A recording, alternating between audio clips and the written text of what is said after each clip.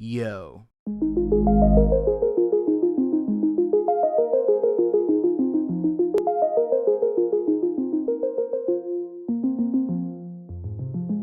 The year is 1994, February 28th, and Ted Price, the then 25-year-old, had just founded a new video game development company, one that would someday rock the whole world and become synonymous with some of the biggest games in the industry. But not just yet. Having just graduated from New Jersey's prolific Ivy League University of Princeton, Ted, at first, had been working at a medical company, but his dream, ever since he first saw the bleeps and bloops and colorful lights of the Atari 2600 fill his 1977 television screen, was to become a creator of video games. Alongside him at the founding of this new game company would be Al Hastings, a computer coding guru and fellow Princeton graduate, who joined in with Ted the day he graduated in June of 1994, becoming the company's chief architect. These two, alongside Hastings' brother Brian and a few others that they managed to collect along the way, went about then coming up with a name for their up-and-coming studio. Many names would be thrown about, such as Extreme Software, Ragnarok, Black Sun Software, and even Moon Turtle. But in the end, the name that they came up with, while not the first one that they thought of, would be Insomniac Games. Mostly because by the time they had finally came up with a name, they were already well in their way into making their first video game, and were doing all-nighters, and so they truly were a group of insomniacs at that point. And we ended up with Insomniac just on a whim. It was just something that suddenly made sense.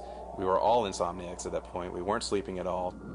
Insomniac Games would begin development on their first project, this first project being a Doom-inspired first-person shooter called Disruptor. Ted and several of the other devs all had a background with playing Doom, and after all, it was a game that really transformed the industry, and was sort of a success story that really any young and up-and-coming game studio could really look up to at the time. However, as noted in an article from IGN by Colin Moriarty on the story of Insomniac Games' history, Alex Hastings would admit the following about their first try at a game, stating, quote, "We didn't know what we were doing. None of us had any experience. We happened to come in at a good time in the industry when a lot of people didn't know what they were doing either. Going into 3D, it was the end of the 8-bit platforms and the start of something new. Nobody really had a firm grasp on it at that point. I think we were pretty lucky to parachute in that particular time. But yeah, doing a sort of Doom clone, it felt doable," unquote. Something else of note is originally Insomniac planned to release this new title on the Panasonic 3DO, since it was the only viable CD-based system at the time to work on, even if it was rather expensive and it was already on its way to failing. Because the other main competitor, Sony's new console, the PlayStation, did not have dev kits widely available for everyone just yet, and they were also quite expensive. However, at the time, executive producer of Universal Interactive Studios, Mark Cerny, would ultimately be the man who saw potential not only in their game, but also their studio as a whole. And just as he had helped Naughty Dog get their foot in the door with the Crash Bandicoot series, so too would he end up helping out Insomniac Games with their future titles. And it was him to ultimately push the team to switch over to the PlayStation to develop this game and their upcoming titles, since he pretty much saw the writing on the wall where the industry was going. The 3DO was out, and the PlayStation was not only going to be in, but it was about to dominate the entire video game industry for years to come. And Insomniac Games, because of this choice, would end up becoming known as one of the main pillars of that gaming empire. But again, getting ahead of myself. So what about Disruptor? Oh, well, it was kind of a failure. I mean, I don't think I need to go into immense detail since this is a video about, Spyro, after all. But while the game itself is an alright, pretty decent Doom clone, with it getting a lot of praise from critics, it didn't end up selling super well. In fact, it was considered a commercial disappointment on all fronts. However, luckily Mark Cerny had signed Insomniac Games up for a 3-game contract, so their time wasn't over yet. Plus again, critics did love the game, with it often being called the the dark horse of gaming that year. The best game that no one ever heard of, which was partly due to the lack of real commercials or advertising around the game, to be fair. So nearly all of its sales were purely through word of mouth. However, it was very clear, even with a 3-game contract, that they really needed their next game to be more successful than this one. In the space where so many game development companies were rising and falling through the technology of 3D software, it truly was sink or swim. And at the moment, they were kind of floundering around, and so they really could not afford a second commercial failure like that. With that, it was decided that no further sequel to Disruptor would be made, and instead they needed to rethink everything and try perhaps the exact opposite sort of game to Disruptor, something that was also pushed by Mark Cerny, as he had noted that there was a real vacuum in the market at this point in time, that Nintendo owned the family market. Nothing on PlayStation comes even close to Nintendo titles, and so he suggested that maybe they should try to make a game for all ages. As noted in that same IGN article, Insomniac's chief operating officer at the time, John Fiorito, noted the following about the concepts that went into what would become their next big title, about a familiar purple dragon. Quote, "That was a time when there was a movie. I think Sean Connery played the voice of a CG dragon, Dragonheart. The idea was kicking around to do a game sort of inspired by that. It was going to be realistic and kind of dark and gritty. It'd be about dragons." He also calls attention to other developers' attempts to create PlayStation's new mascot, with varying results. Jersey Devil, Blasto, and Medieval are a couple of examples he discussed. But obviously Naughty Dog's Crash Bandicoot became that character. Spyro would sit in the second chair, but became quite prominent on his own. PlayStation was really trying hard to get a bunch of characters to represent Sony, Fiorito said. Ted Price elaborated, "We discussed the opportunity to create more of a fairy tale world of an anthropomorphic dragon, and at the time, Al Hastings was working on a brand new engine for the PlayStation. Its strength was open worlds, where you could see great distances. That really worked well with the idea that we could have a dragon that flew around or glided. It worked well for a game which would support vistas, big open views. That was, at the time, an anomaly. You didn't see a lot of games on the PlayStation that really took advantage of the hardware in that way." Unquote. And his world is unlike any other. Well, it's vaguely medieval, but more fantastic. It was one of the first games that really had distant views, where we were able to create these very wide open environments, and that was a result of Al's engine being able to create multiple levels of detail for the environment. The most difficult part was the beginning, determining what kind of game we were going to do after Disruptor. Craig Stitt said, "You know, I've always wanted to do a game about a dragon." I've always loved dragons. To me, they are just the greatest creature. I mean, it's the combination of a Tyrannosaurus Rex with wings and breathes fire. I mean, you've got the best of everything in a dragon. And immediately everybody said, yeah, that's it. Because dragons can fly, they can run, they can flame, they can jump, they can do anything, and they're cool. And so, with a vision in mind, they were off to the races. As time went on, and the small team worked endlessly, they started to develop what would end up being Spyro's core moveset, something that Ted Price has noted they looked to Super Mario 64 for reference to, since in that game, Mario had such a free-flowing moveset, and they wanted to try their best to have that to some degree, but translated to a dragon that walks on all fours. They also, led by the ideation of Mark Cerny, had a goal of making a truly fully 3D environment on the PlayStation, again similar to that of Mario 64, and unlike that of Crash Bandicoot, where the games were usually designed to be much more like a classic 2D platformer, where it's basically all back and forth, hallways of challenges. Spyro, on the other hand, will be a game where you could walk around and look everywhere and anywhere you wanted, something that was kind of difficult to do on the PlayStation, at least without fog or something like that obscuring parts of the world. I had this idea that you could do a panoramic 3D engine on the Sony PlayStation, where there wouldn't be any fog in the distance. And I challenged Alex Hastings to create such an engine. Most of what it takes to pull off that sort of panoramic engine, it comes around in, assembly draw routines. In fact, I told him very specifically how to go about creating it. He blew me off and did something totally different. But it turned out much better than what I had in mind. Engine to draw the environments has broken down into 7 different little renderers that work on different levels of detail of the environment to try to keep this, the fact that you're seeing a quarter of a mile away and what would be tens of thousands of polygons into something that's more manageable. Because not only did you have these big, long views where anything in the universe could be seen from afar, but also he created an engine where you could have detail on the objects that were close. The real trick is that in every transition we try to do a fade or morph transition, something where you're not going to see it. I think there's never been a console video game where you got both of those. He had to write some damn good code. The fact that this game is coded specifically for the PlayStation is probably our biggest advantage. When you compare it to, say, a PC or other console platforms out there, the PlayStation is really different. The things it can do well is it can draw an enormous number of polygons. Some of those guys have 5,000 polygons in them.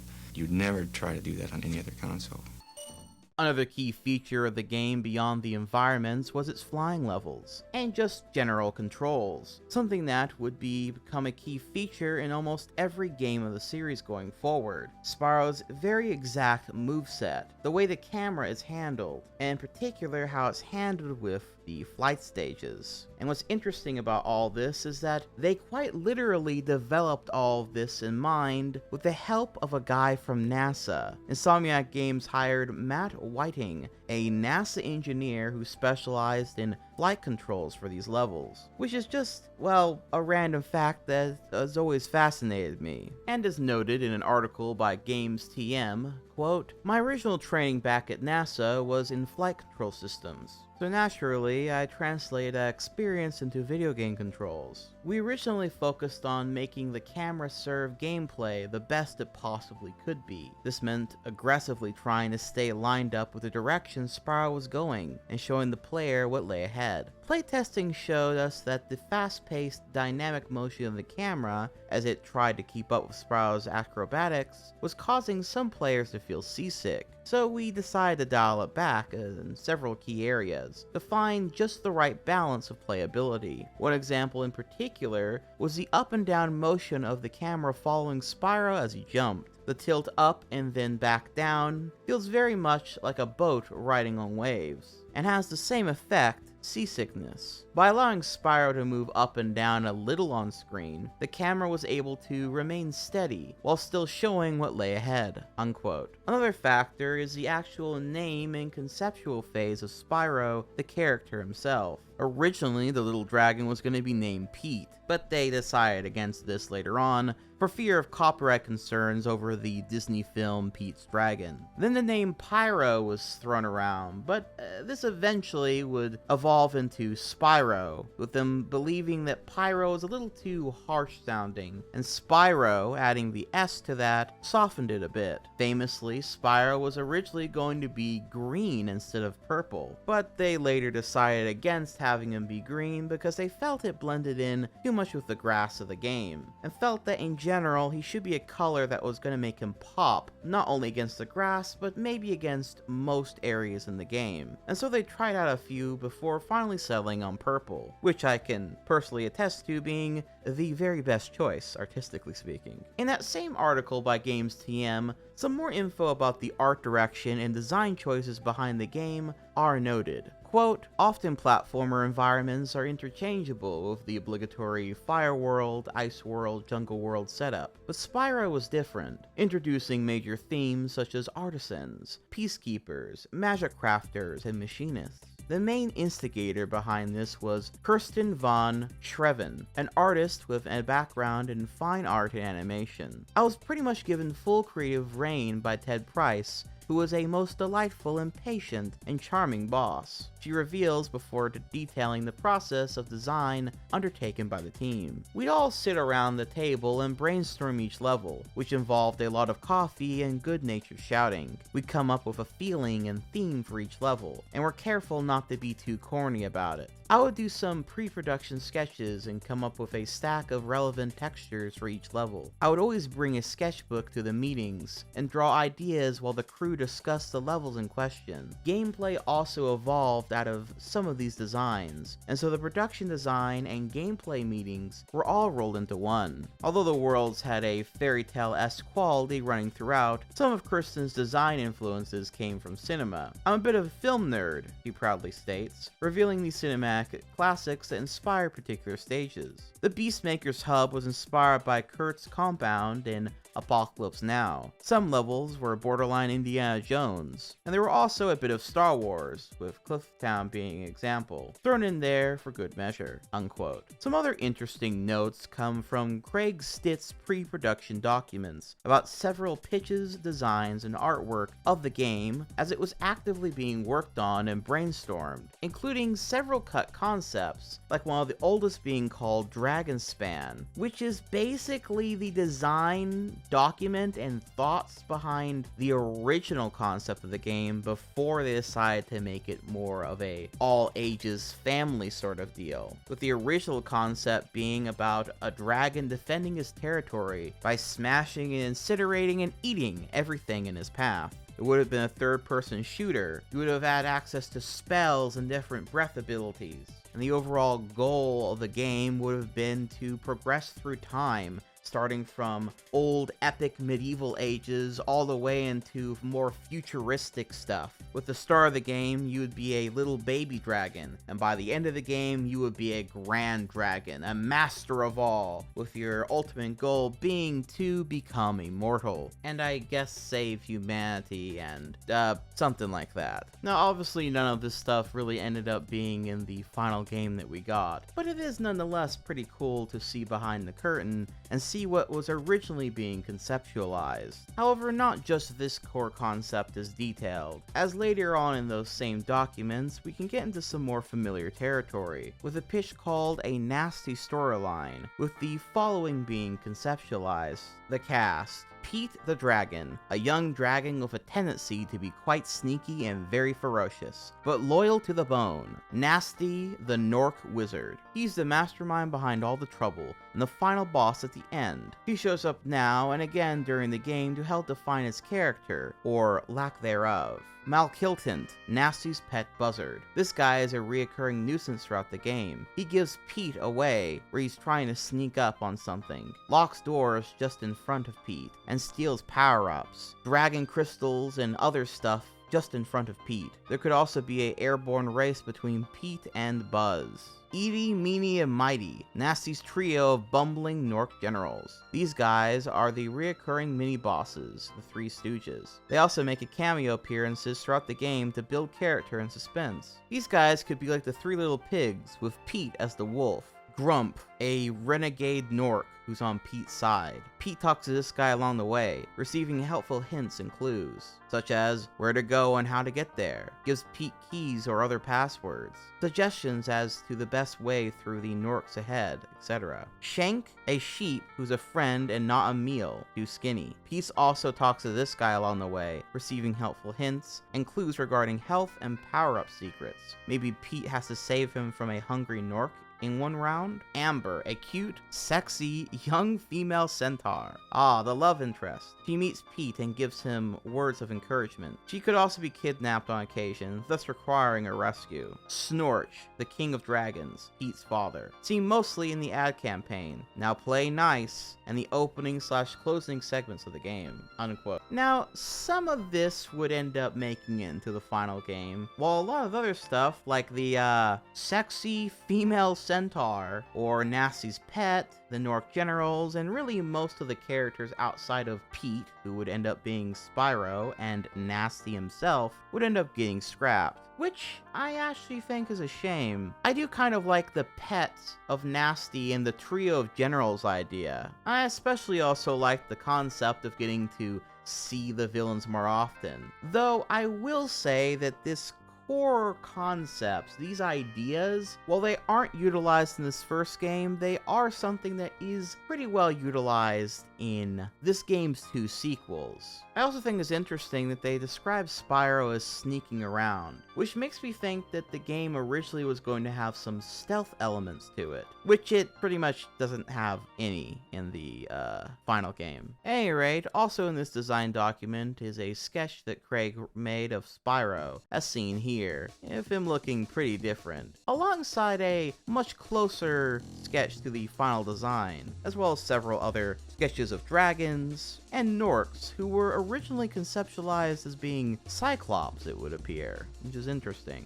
Moving past that, we then have the work of Charles Zimbillas to talk about, who was the art director and character designer who was behind the iconic Crash Bandicoot character designs. Both Naughty Dog and Insomniac had their production offices at Universal at the time. The 2 companies were just down the hall from each other, in fact. So if you ever wondered why these 2 dev teams always seem to have some sort of camaraderie and connection to one another, this would be the reason why. But anyway, Charles would then come to work on the Spyro series after his work of Crash, and again would come to be the character designer for Spyro the Dragon, and many of the iconic designs in the game are all thanks to him. Though as you can see here, through his early concept phases, Spyro was originally envisioned as maybe being bipedal and much more aggressive looking. It's also interesting to see some of the design influences from the beginning, as you can see a lot of Dom Bluth-esque roundness and design sensibilities in general in Charles' work. He would also conceptualize the older dragons that would end up filling Spyro's world, since he is a kid dragon in an otherwise older dragon world in the final game. I love so many of these sketches, especially how the eyes and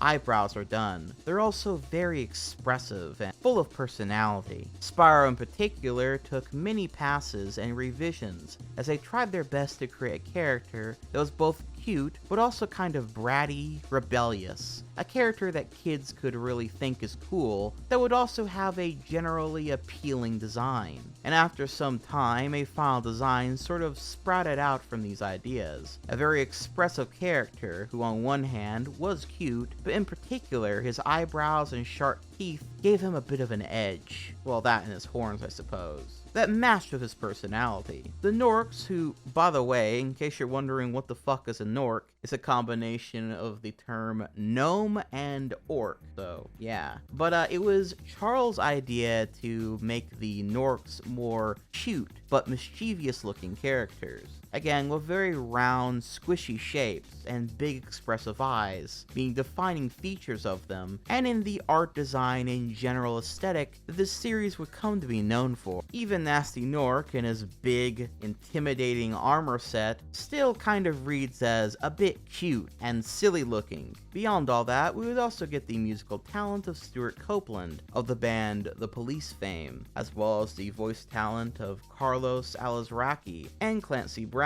to bring some of the characters and worlds of this game to life. But we'll talk more detail about some of that stuff later. For now, I think it's about time that we finally delve into the actual game itself. Boycott Spyro! Boycott Spyro! Sure, he looks like an innocent dragon, but he breathes fire. He's napalm on 4 scaly legs. And he headbutts. Just look what he did to me!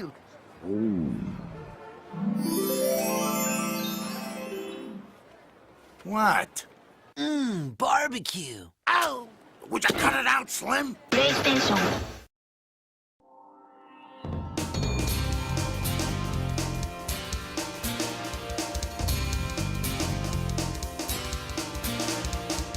The plot of Spyro the Dragon is fairly simple, as it opens on a cutscene where some dragons are being interviewed by some TV station about their realms, about how much treasure they have or whatever, until they are suddenly asked about the current rumors about a guy named Nasty Gnorc getting ready to cause trouble. But they don't see him as much of a threat to them, or the Dragon Kingdoms at large, and furthermore, think that he's fucking ugly anyway. Spell to turn gems into warriors for his cause. I'll take that question. Nasty Gnorc is a simple creature. Simple. He has been contained in a remote world and is no threat to the Dragon Kingdom. No threat! Besides, he is ugly. Ugly? That does it! And so insulted by them, Nasty unleashes some sort of spell that turns all the dragons in the realm into crystals. All except for Spyro, because, well, I'm not exactly sure, to be honest. According to the instruction manual, it's because he was playing hooky, and so he missed getting frozen in crystal, but in the cutscene, he's clearly there with everyone else. So that doesn't really make much sense, and furthermore, all the dragons in all the dragon realms were frozen regardless of where they were, which means, I don't think it really matters if, Spyro's within his line of sight or not. I've also heard it was because he was so small that the spell somehow missed him or something. But that begs the question, how the hell that spell works to begin with then? And why didn't he just, freeze him later, if that were the case? Like, do the spell again. It's never explained in-game anywhere by any of the dragons, or even questioned for that matter. So I guess we'll just have to chalk it up to basic plot syndrome, and say it's because there wouldn't be a game if Spyro was frozen too. Though my personal headcanon is that the spell didn't work on Spyro, because it only works on adult dragons, and Spyro, being apparently the only kid dragon in the kingdom, was not affected by it. Though it does make me wonder why Spyro is the only kid dragon in the realms. Perhaps dragon births are a rather rare thing here, though that's not really the case, as a later game in the series would say very much otherwise. Maybe he was like a late bloomer, or like just appeared out of season or something like that. Yeah, but maybe we'll think about that another time. At any rate, after this cutscene, you're basically off, ready to save all the dragons from their crystal prisons, and eventually face off against the evil, ugly, nasty Gnorc. Though the instruction manual actually does give a bit more lore and context to the story of the game, so why don't we give that a quick read, shall we? Quote, "In the beginning, the 5 dragon families lived in their 5 dragon worlds in harmony. Their lives were happy and peaceful, until the day a Gnorc broke the rules. Nasty Gnorc was an unpleasant creature from the bottom of his dirty boots to the top of his unwashed head. He wasn't pretty, and his personality combined the short temper of a gnome and the bad attitude of an orc. Nasty resented the happy dragon families more than anything. He detested their beautiful, shiny jewels, which were not only nice to look at, but showed him reflections of his own ugly mug every time he did so. Nasty became such a problem that he was banished to the dragon junkyard. This was a world the dragons weren't fond of, though it suited Nasty just fine. He renamed it to Nasty's World as soon as he got there. Nasty began to fool around with magic spells. After a while, he hit on the 2 he wanted, a giant spell to trap all the dragons in crystal, and a potion to animate those radiant gems and turn them into Gnorc soldiers. On a nice sunny day, Nasty crystallized all the dragons, then turned all the gems he could into his willing minions. He even began turning the dragon worlds into Gnorc worlds. But the one little detail he didn't count on was Spyro the Dragon. Spyro just so happened to be playing hooky again, and missed getting crystallized by Nasty's spell. Now Spyro, the only unfrozen dragon, must travel the 6 worlds, including Nasty's industrial world, releasing all the dragons and collecting their stolen treasure. In the meantime, Nasty's minions are doing their best to stop him. Not that Spyro is without friends. The dragons he releases give him hints, and all along the way, he is accompanied by Sparks the Dragonfly, his best friend. What seems like a fun time flaming Gnorcs soon turned into the adventure of Spyro's young life. When he meets Nasty Gnorc for the final conflict, his destiny can truly be fulfilled. Go get him, Spyro! Unquote. I do really like the additional details, especially the lore that Nasty was basically so fucking ugly that he was thrown into the dragon's slums, so No one had to look at his ugly ass anymore. But also, that kind of makes him a bit of an underdog, trying to take down the all-powerful dragons.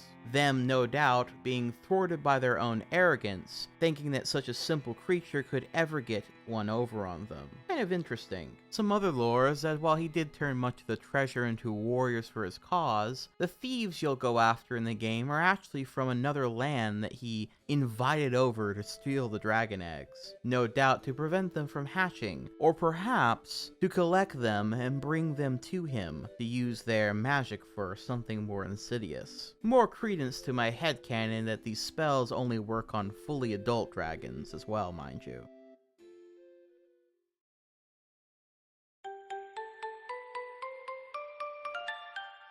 Spyro the Dragon is a collectathon, with your main goals being pretty simple. Free all the dragons you come across by simply just walking up to them. Collect all the treasure and gems that you find along your way that are strewn about the various worlds you'll be exploring. You'll also be flaming and bashing any Gnorcs and magical creatures that get in your way. Rinse and repeat till your little purple ass has collected everything in sight, or even out of sight. It's a pretty simple formula, and on the surface seems perhaps a bit mundane. But under the surface, there is some real depth there. Careful design to how these levels are structured and made, as well as thoughtful choices to Spyro's moveset and how he uses it to interact with everything. Let's start with the moveset. It's again pretty simple. As far as platforming goes, you have a simple jump that if you hold down for a longer amount of time, it will actually go a bit higher, meaning you can make small or large jumps depending on how long you press the button. In addition, while Spyro may have wings, he can't just fly around willy-nilly, but he can glide by pressing the jump button a second time. This allows you to glide to faraway platforms, but what's notable is that this move will also slowly descend you as soon as you use it, meaning that if you want to get the most out of this move, you'll have to hold the jump button down and glide at the very top of your jump so that you can go further without falling down into the endless pits of pure nothingness. Furthermore, if you get up somewhere really high, you can of course glide a much further distance, meaning that platforms that seemed impossible to get to before might suddenly be very easily accessible if you can find the right high place to glide from. A mechanic that naturally lends itself well to levels having a really good sense of verticality, and is really the cornerstone by which nearly every level is designed, and also the move that really differentiates Spyro as a platforming character versus his plumber, bandicoot, and hedgehog contemporaries. I'll go into more details surrounding this as we move through the game, but I think Spyro the Dragon's platforming is less about really tight jumps or anything like that, and more so really just to get the most out of your environment, it being a tool for exploration, as levels will often hide gems and collectibles in places that will require you to consider how to get to them, with the solution either being to find a good gliding vantage point, or forcing you to master some of the later level unique mechanics that the game will throw at you. But that core design philosophy, having you be able to progress through the level fairly easily, but always having one or two things that just seem a little difficult to get to if you want to fully complete it, thus pushing you to explore around and find the solution to this puzzle, is really what the name of the game is all about. Another smaller mechanic, but very important one, is Sparks the Dragonfly, your little buddy who's always by your side. He serves the role of your health system. When he's yellow or gold, you're at full health. Then next he'll be blue, then green, and if you get hit a third time, you'll lose him. And if you get hit while he's gone, you lose a life. Though you can replenish him and get health by simply killing these little sheeps or random fodder and woodland creatures that shoot out butterflies that I kind of always interpreted as being their souls, which Sparks then consumes to keep you alive, which is rather disturbing the more you think about it. Sparks is a soul-sucking entity that makes you basically invincible so long as he's around, and so long as he has enough souls to sustain his hunger. Kind of like Alucard from Hellsing Ultimate, but less bloody. However, Sparks also serves a second purpose. He can also collect gems for you. Rather than you having to actually touch the gems yourself, gross, when you walk near them, he'll grab them up and give them to you. And while this seems like the littlest feature to have in the game, it is so important to the flow of the game that I feel like I must emphasize that without this feature, the game would truly be so much worse off. Being able to simply run through an area and have Sparks grab the gems makes collecting them not only easier, but also feel much better, as they all spring with this wonderful noise and come flying towards you, making the simple act of collecting gems feel good. It also really makes you appreciate Sparks on a visceral level, because when he's gone, not only do you have to play more carefully because one more hit and you're dead, but also without him, you gotta actually touch the gems in order to collect them now. I mean, that's just fucking disgusting. I mean, don't get me wrong, it sounds like it's not that much of a thing, but this simple convenience suddenly being taken away from you makes the whole game feel a lot more sluggish. I'd say it really psychologically forces the player into a mindset of needing to get Sparks back immediately, because now even the act of simply collecting gems is a little bit more cumbersome without him, almost giving you a natural attachment to the little fella without him ever having to even say a word. And that, I personally think, is some pretty genius game design. Beyond this, you'll also be fighting enemies throughout this game, which can all be pretty easily thwarted with either a quick flame of your breath or charge of your horns. Though there is some depth to this, with little enemies often being able to be charged or flamed,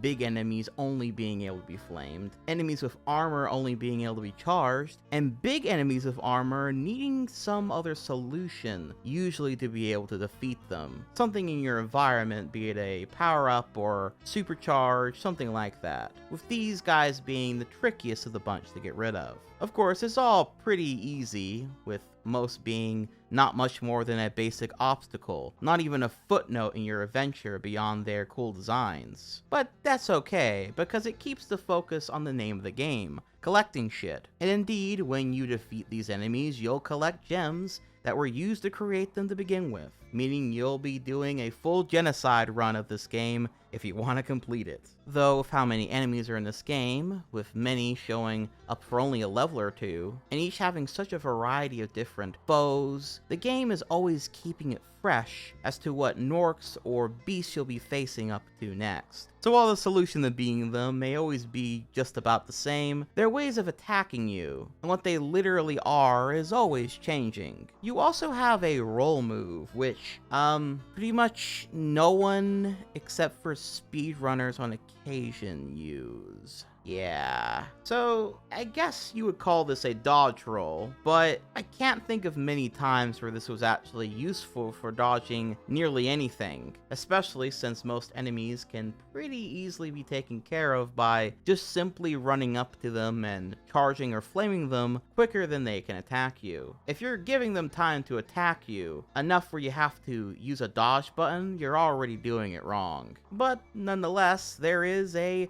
little roll move, which if nothing else is kinda cute, but sadly a bit useless. Although I suppose I've never seen anyone put it up to a test. Maybe I could make like a separate video where I test every single attack in the game to see just how many attacks Spyro can dodge. But anyway, beyond this, there is also egg thieves, as I noted earlier, which are these cloaked fellas that go,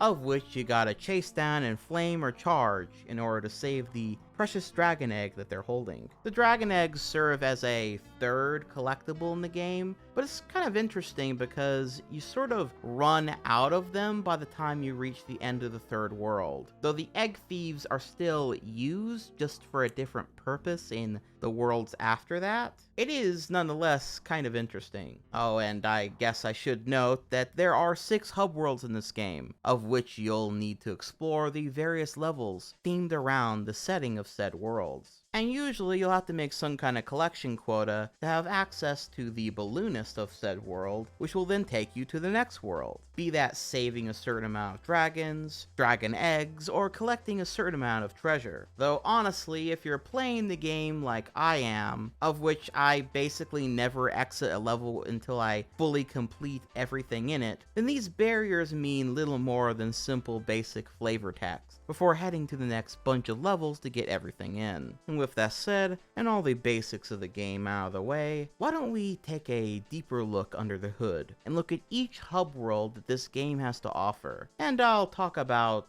other aspects of the game as we make our adventure from beginning to end, starting with the Artisans world.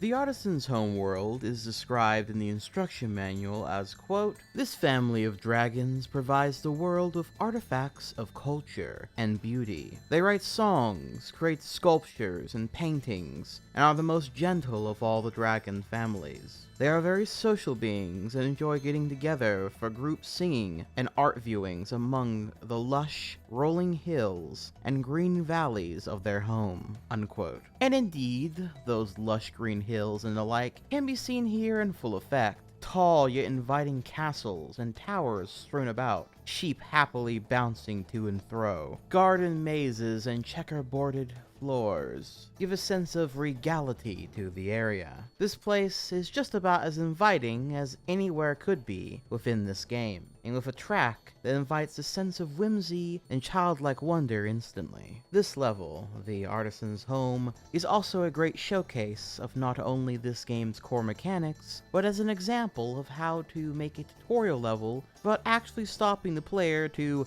literally tell them how to play. Right from the start, you are put on a path that leads you to a dragon that you're more than likely first going to touch, since the game has literally courted you with walls surrounding you and almost invites you in to free this first dragon. Touching said dragon will then give you this cutscene. Thank you for releasing me, Spyro. Free 10 dragons in the Artisan world. Then find the balloonist. He'll transport you to the next world. What about Nasty Gnorc? I'm going after him. Find dragons first. That's all I can tell you. It is notable that this is the one and only dragon in the game whose cutscene you cannot skip, and that's because he basically tells you exactly what your goals are, and also gives you a little taste of Spyro's personality, but notably does not tell you how to go about doing any of these things, just what your basic goals are. Beyond this, various other dragons in this hub world will give you some advice as well if you choose to listen to it, like Delbin here, who sort of tells you about Sparks and to keep an eye on him. Where's Nasty Gnorc? I'll torch him. Keep your horns on, Spyro! You have much to learn first. Do you know what the dragonfly following you is doing? His name is Sparks, and he's helping and protecting you. Keep an eye on him and see what I mean. Again, I like that they don't really outright tell you what he does, but let you sort of figure it out for your own by simply watching him. Another example would be Thomas, who tells you about gliding and sort of warns you about what trials may eventually lay ahead of you. Hey, Spyro, press the jump button twice to glide, and don't be afraid. Afraid? Of what? Falling from high mountain peaks? Plummeting into prehistoric glaciers? Oh, that. Man, I remember as a kid really imagining all sorts of crazy visuals based on his descriptions here. And finally, the last dragon here tells you that there's a boss level behind this big dragon head, but you can't go in until you've completed one of the other artisan levels, a concept we'll come back to shortly. The Artisan's Home will literally teach you nearly every single thing you'll need to know for the majority of the game, much like that of the opening castle area of Super Mario 64. For example, there are these 4 pillars here that show you the exact height of your jump. There are all these enemies all about this level, but notably, none of them can hurt you, and Instead, they will try to run away and hide from you, but this does allow you some space to just kind of use your flame and charge attacks, as well as get you used to chasing these little cowards around, since in this game, there's actually quite a lot of times you're going to be chasing something, because as it turns out, there's a lot of creatures that just so happen to fear dragons in these realms. The only thing that can actually hurt you in this world is the water, which you may try and jump into right near these two waterfalls. Doing so will hurt you, but luckily you can easily jump out of it, so you are unlikely to die here first. But it does serve as a warning for the future that this little dragon, unfortunately, cannot swim. There's also a platform that you can't simply jump to collect the gems there, that are almost inviting you to come get them. You'll instead need to glide to get them, though the glide there is from the very top of the hill, and if you jump and glide from the wrong angle or don't glide from the very top of your jump, you won't make it. This platform serving as a great wordless tutorial to get you to understand how your jumping and gliding works in a low-stake area, which I think is actually pretty clever. There are also these sets of towers beside this whirlwind that have a slightly trickier glide, only because if you glide from them, you may actually overshoot it. However, this is a great place to either learn to glide from a shorter jump, or learn to glide drop, where you press the triangle button to stop Spyro dead in his tracks, mid-glide, for better control on where he'll actually land. All this is wrapped up in this nice compact level that holds your hand just enough, but also leaves you to your own devices to just try and use the basic mechanics of the game to complete it. It's a great opening that I think is legitimately one of the most tightly designed tutorial levels ever made. It's so great that most don't even realize it's here to teach you how to play the game. It instead just kind of feels natural. And from here, besides the boss level, you may enter any one of the 3 levels in this world, allowing you again to just kind of explore to your heart's content and see what awaits you. However, in my eyes, the first level that I almost always play here is going to be Stone Hill, as it is largely an extension of the Artisans' home, with the same bright blue sky, rolling green hills, and whimsical music that invites you to search around and find all those juicy looking gems. Which, might I add, I quite like the detail of that despite them being far away, if they are on screen, you can still always see them shimmering out in the distance, inviting you to go and get them. I also appreciate that as the game goes on, there are other chests for getting these gems, be they jump chests where you breathe fire on them and jump to catch the gem before it lands back in the box, to windmill chests that you gotta breathe fire on 3 times till you overpower the turbine and they explode, or the explosive chests, which are packed with fireworks that you gotta either breathe fire on and step back as they explode, or say fuck it and just take the hit and charge right into them to get the gems faster. There are also key chests that require you to first find a key in the level to unlock them, usually rewarding you with a bunch of gems. And I always found it interesting that sometimes the chest is easy to find, but the key is more out of the way, or sometimes the key is easy to find but the chest is more out of the way, or sometimes it's neither or both. It nonetheless is once again another thing encouraging you to search every nook and cranny that you can. Like in the case of this level, where there's actually a well that you might be so inclined to jump into, revealing both a hidden dragon and a chest. But then where is that key? Well, it's a bit out of the way, beside this wall, over in a cave in a hidden little beach that again, you can easily miss if you aren't already aware it's there, or you know, you just didn't think to look there. Enemies here consist of rams that will try and charge you, shepherds swinging their canes around, and going, "Come on!" and our first egg thief in the game, up on the higher hills that can only be accessed through gliding to them from a tower. You'll have to chase after him to get the egg. But there's also something else up there. This view of the ocean, this big, beautiful skybox consisting of hills and the like. This little force field that doesn't allow you to keep going forward into the vast landscape, but almost implies that if it weren't there, you could just keep going on forever. It's little places like these that show really well what they said about doing with the art direction and the 3D environments of this world. That is, creating these compact and very vertical levels that feel bigger and more imposing than they actually are. Like you're just running around a small chunk of a far larger world out there. And while these days it's easy to see the so-called man behind the curtain, the trick to the magic tricks, it is no less impressive and something that, as the game goes on, will only invite more times where it's worth stopping and looking around. Past Stone Hill, we then have what is without a doubt one of my favorite levels in the entire game, Dark Hollow. The music here, at least to me, invokes visions of being up late at night, out in the woods by a campfire, a moon and stars out in full bloom. This level introduces armored enemies, these little Gnorcs with bloody knives, tempting you to come get closer and get stabbed. These big lumbering Gnorcs eating what I assume is a giant chicken leg, I guess? And these big ass Gnorcs that you can't simply charge because they're big and armored, but they also forgot to cover their backside, making the solution to getting rid of them pretty simple once you see that. Dark Hollow, I think, is one of the best examples of the strange charm that so many people speak of when they think of Spyro the Dragon. You'll often hear those who grew up with these games muse about their childhoods and getting lost in its world. An overwhelming sense of nostalgia enrapturing their very souls at the very sight of these places. And I think so much of that has to do with the lighting.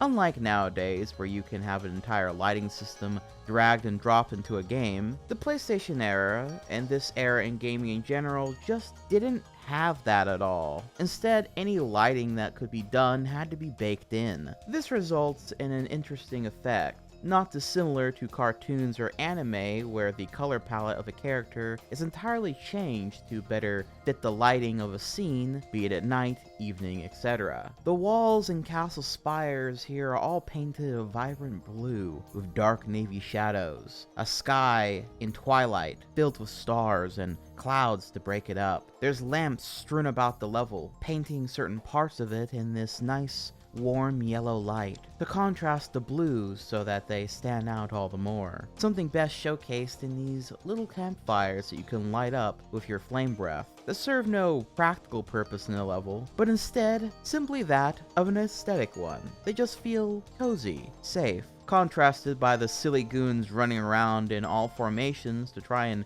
team up against you. But they are, of course, easily thwarted by you once you do decide to give them your attention. And then we have one of the most beautiful rooms in the game. Once you get past these oafish Gnorcs, you'll be met with this area with purple water that glistens and lights up this brown yellow walls in this truly mystical yet subtle display.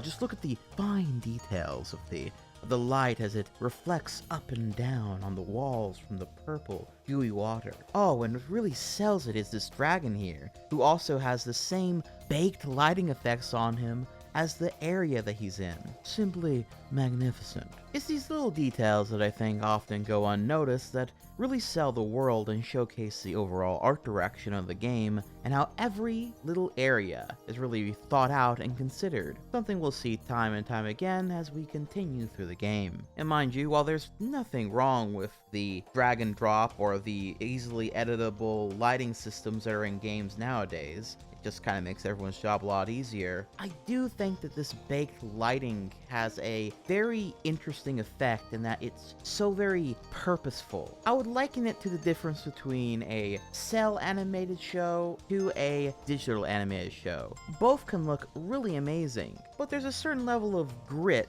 and thought, the sheer fact that it takes longer to animate through cells, in the same way that baked lighting also requires a little bit more time and effort to consider how exactly to implement it into a world. And I think that's pretty cool. Next level is Town Square, a level that is pretty much designed to make sure that you know how to glide, with being the first of the levels to have a big body of water that you are required to glide over in order to finish the level, and one that if you mess it up somehow, you'll, die in it. The whole level is painted in a pink evening hue, purple mountains in the background highlighting the sky even more so. Bulls with blood-soaked horns will charge at you, and if you charge back at them, they will amusingly get stuck in the ground. Now, you could flame them afterward to put them out of their misery, since there's clearly no way that they're getting out of this situation, but I'd rather just leave them there to suffer suffer a slow, painful death by dehydration and starvation. There's also these matador Gnorcs, and it's here we can get our first real glimpse of enemies interacting with each other without you, as the bulls will chase around the matadors relentlessly, as they,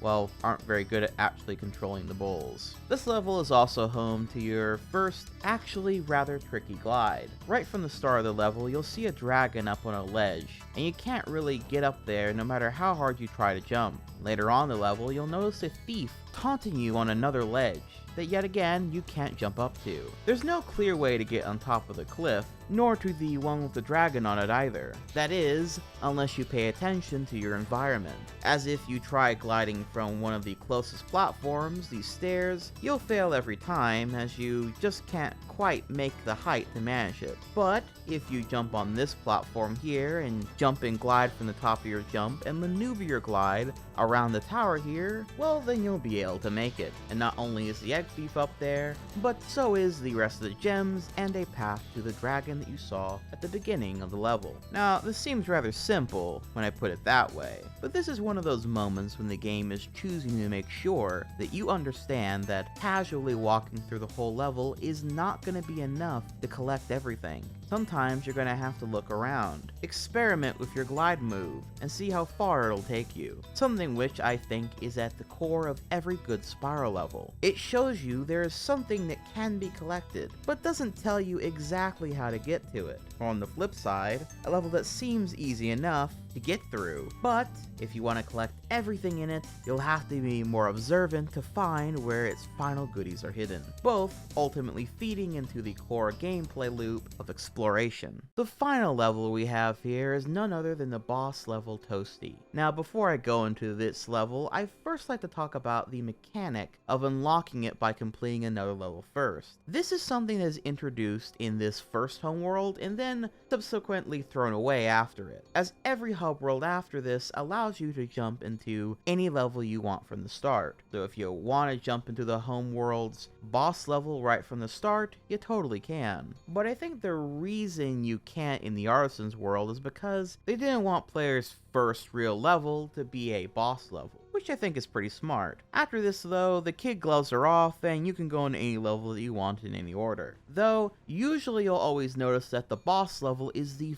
furthest level away from where you enter each homeworld, sort of subtly pushing you to try one of the other ones first. Though admittingly, I do kind of wish the other worlds had you have to go through one of the levels first, only because I really like the idea of the boss level always being hidden in this big dragon head, just because it's cool. But that being said, I can also understand why they didn't keep doing that. It is probably better design overall to let you just go into any level after this. As for Toasty's level itself, you are immediately hit with a rather ominous track. A bright orange sky with dark purple complements a pool of lava that surrounds an island. This island featuring a rather large cathedral, shepherds paired with dangerous dogs that require you to breathe fire on them twice to defeat, and are some of the more tricky enemies of the game. All this stuff is pretty great at setting a more oppressive atmosphere, for what amounts to a not very great boss. Yeah, something that I don't think is particularly controversial to say are that the boss battles in this game are not that great. They aren't bad, mind you, but they also aren't really much of a boss battle at all either, with the first one being Toasty, this pumpkin dude with a scythe. He has one basic attack, and so long as you just breathe fire on him as soon as you get close, you're unlikely to ever see him even do an attack. Really, the only slightly difficult part of this boss battle are the dogs that are protecting him. Once you know the trick to flaming them, then jumping and flaming them again mid-air, they are pretty easy to deal with as well. Though I will say it is rather a charming twist that this boss is actually a sheep on stilts. Perhaps the same sheep from all the various commercials and promotional material around the game. It's cute, and I like the characterization that Spyro is a mean little shit who tortures sheep just because he thinks it's funny. But yeah, as far as a boss, he, nor does any boss in this game, even have a health bar or anything to indicate they're more than just a unique enemy encounter. Well, that and the dragon that's almost always next to them to kind of gas them up a bit. Nasty Gnorc has put one of his most devious henchmen in charge of the artisan world. Bring him on. I think I smell a barbecue. Be careful, Spyro. This boss has many tricks up his sleeve. Beyond that, though, I think it's time that we take our leave from the world of art and high culture and into the world of war.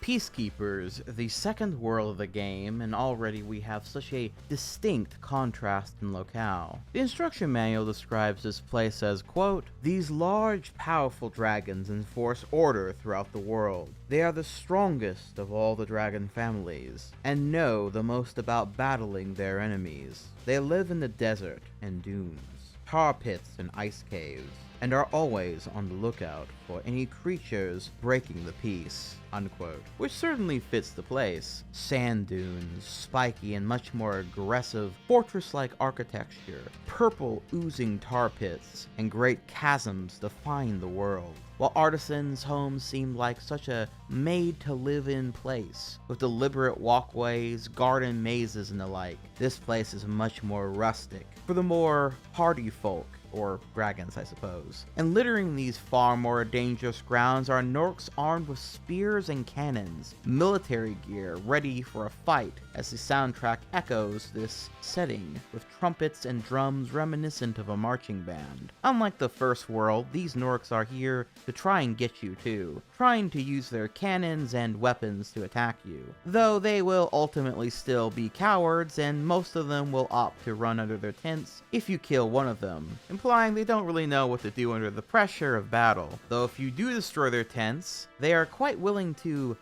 bear their ass at you.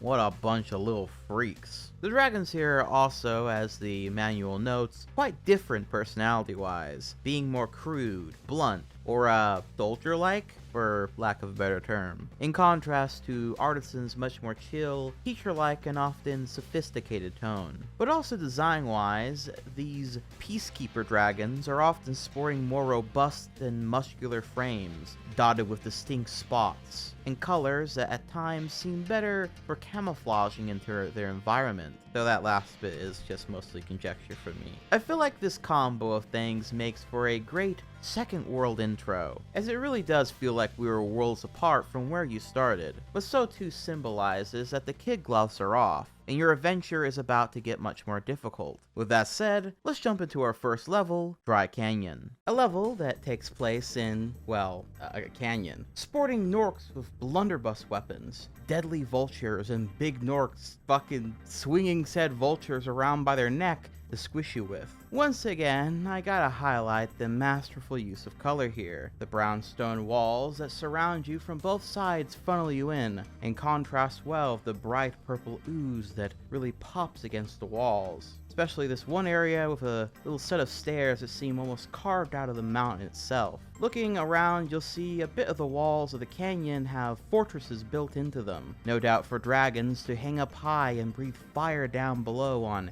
any would-be attacker of the place. Each area there requiring you to climb up higher and make glides to get to them, revealing more of the level and the fortress keeps that lay within. This level is also distinct in having what I'm gonna call the game's first little puzzle glide. You see, by level's end, you'll see this cliff on the side of the mountain that not only has a dragon, but also the key to a treasure chest there. And in my time watching people playing Spyro for the first time, this is the first row glide that often stumps people on what to do for a little bit, and also a moment where Spyro's unique glide ability and sense of exploration and understanding of its levels comes into play perfectly. But if you were to look up and around at the canyon walls, you'll see that there is yet another vantage point up high, through a cave tunnel that goes right through the canyon's center. And when you look at that, there's a bunch of red gems leading you all the way up to its edge.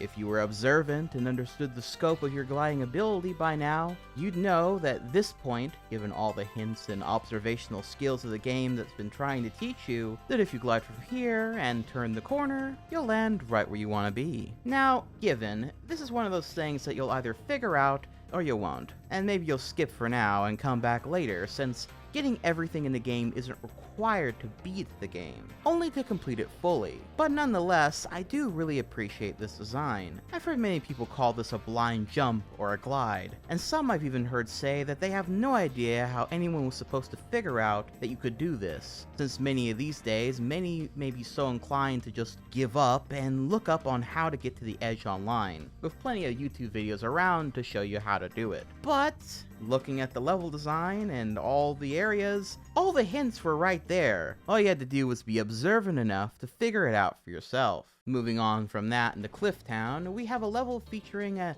little town built into the side of a mountain. As mentioned earlier, it kinda looks like something out of Star Wars, like Tatooine or something. There's a great chasm in the middle of the level, with a waterfall of purple ooze flowing right into it. The skybox paints everything in an evening pink orangish hue. And Gnorcs featuring armored capes and big ass bitches with pots of gem stew are darted all over the place. Always found these two types of Gnorcs dynamic to be sort of strange, because for some reason as a kid, I imagined that these two were married or a couple or something, and that it was one of those like old-fashioned cartoony dynamics where there's the big oppressive wife with like the rolling pin, and the little shrimpish pathetic man who's the husband. As far as I'm aware, there's nothing to back this up beyond just the general vibe that they have, but I'm curious if anyone else ever thought this as a kid or even now. Anyway, it's also funny because these little cape guys will try and stab you with their knife, but the big mama Gnorcs don't technically hurt you. They just slap you away from them in their pink stew,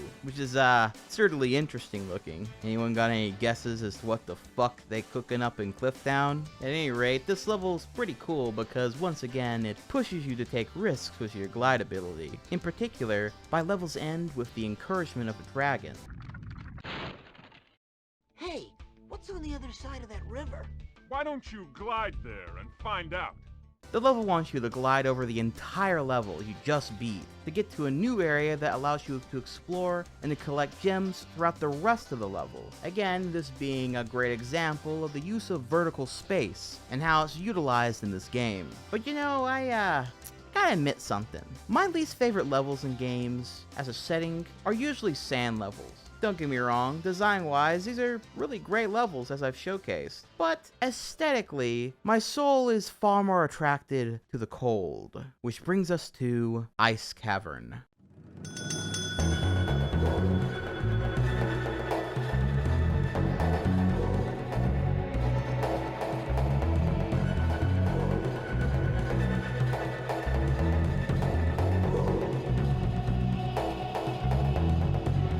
In a complete change of pace, we have this ice cave that personally has always been one of my favorite levels in the entire game, and a big reason for why is the combination of its visuals and music. The whole level takes place on the ice cliffs of the inside of some sort of mountain, with you being able to stand at the edge of any part of the level and see the other side of the level from far away. And in the middle is this great prehistoric glacier pit, I suppose that dragon from earlier was talking about. The light purple mists down below, the dark purple sky, complemented by the dark blue, almost black mountaintops up above, cascading down into light blue icy walls, and floors contrasted by bright beige and almost green spiky towers, iced over and covered in snow, that climb down into the depths below, turning into an almost pink-red hue at their bottoms, as if the cavern's mists from below are slowly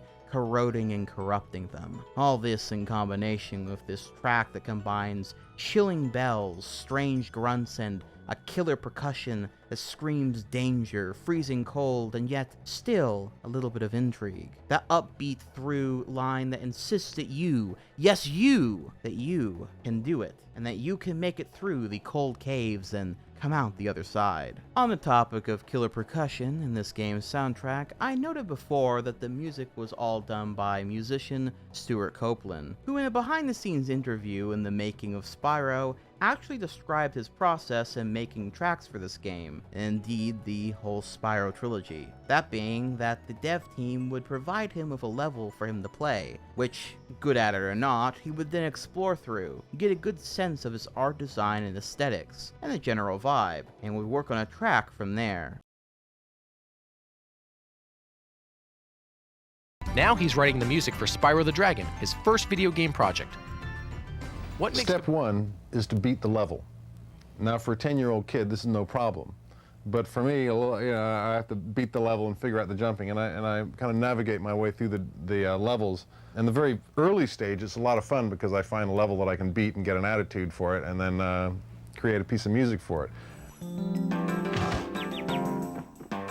But then as the game progresses and I start getting to some of the more difficult levels and I'm stumped immediately, I've got to beat this bad guy before I can stay on that level for long enough to write a piece of music for it.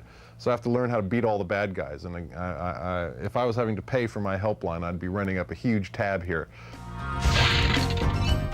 So then once I'm on the level and I've got a general attitude for the game, I have to, within the atmosphere of that level, have a lot of different changes happen, but stay kind of in the atmosphere. Then I go back and I look for how to make those inner complexities more complex and to have deeper sublayers and things that don't really hit you the first time, but hit you the 16th time so that it can survive repeated listenings.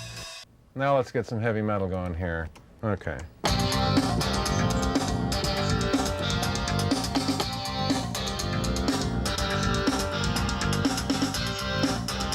They pay me for this, and it's downhill from there.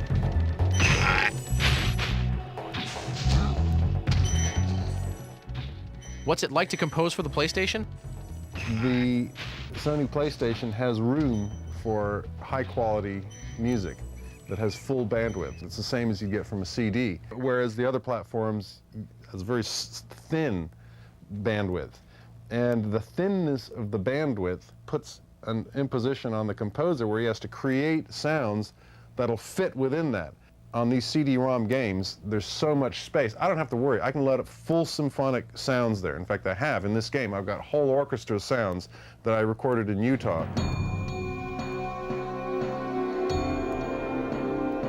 I use the orchestra as a flourish here and there to provide drama, because the game is actually quite grand. He's flying through castles, and there's a big sky, and it's a very open, expansive feeling, which is where the orchestra comes in. I have always found this behind-the-scenes look so fascinating to see, and it makes me realize something I've never really heard anyone put into words. But I think the reason the music for Spyro is so iconic, so well done, is not only through the talent and hard work of Stuart, but so too because of the art design of this game. I mean, think about it. If the levels had no inherent personality or sense of atmosphere, purely visually, then I don't think Stuart's job would be nearly as well done as it is. It's one thing to be told you're making a track for an ice level. It's another thing to get to explore it. See its design philosophy. Hell, the fact that the level is in this great chasm inside a mountain of sorts, I think is exactly why Stuart chose to have the occasional echoing grunt sound in the soundtrack, to reflect the echoes that would reverberate off the walls. Or, to put it another way, it's what we call Hino. Beyond all that though, the level itself is also pretty cool, with big-ass Gnorcs that you occasionally have to knock off in the pools of ooze or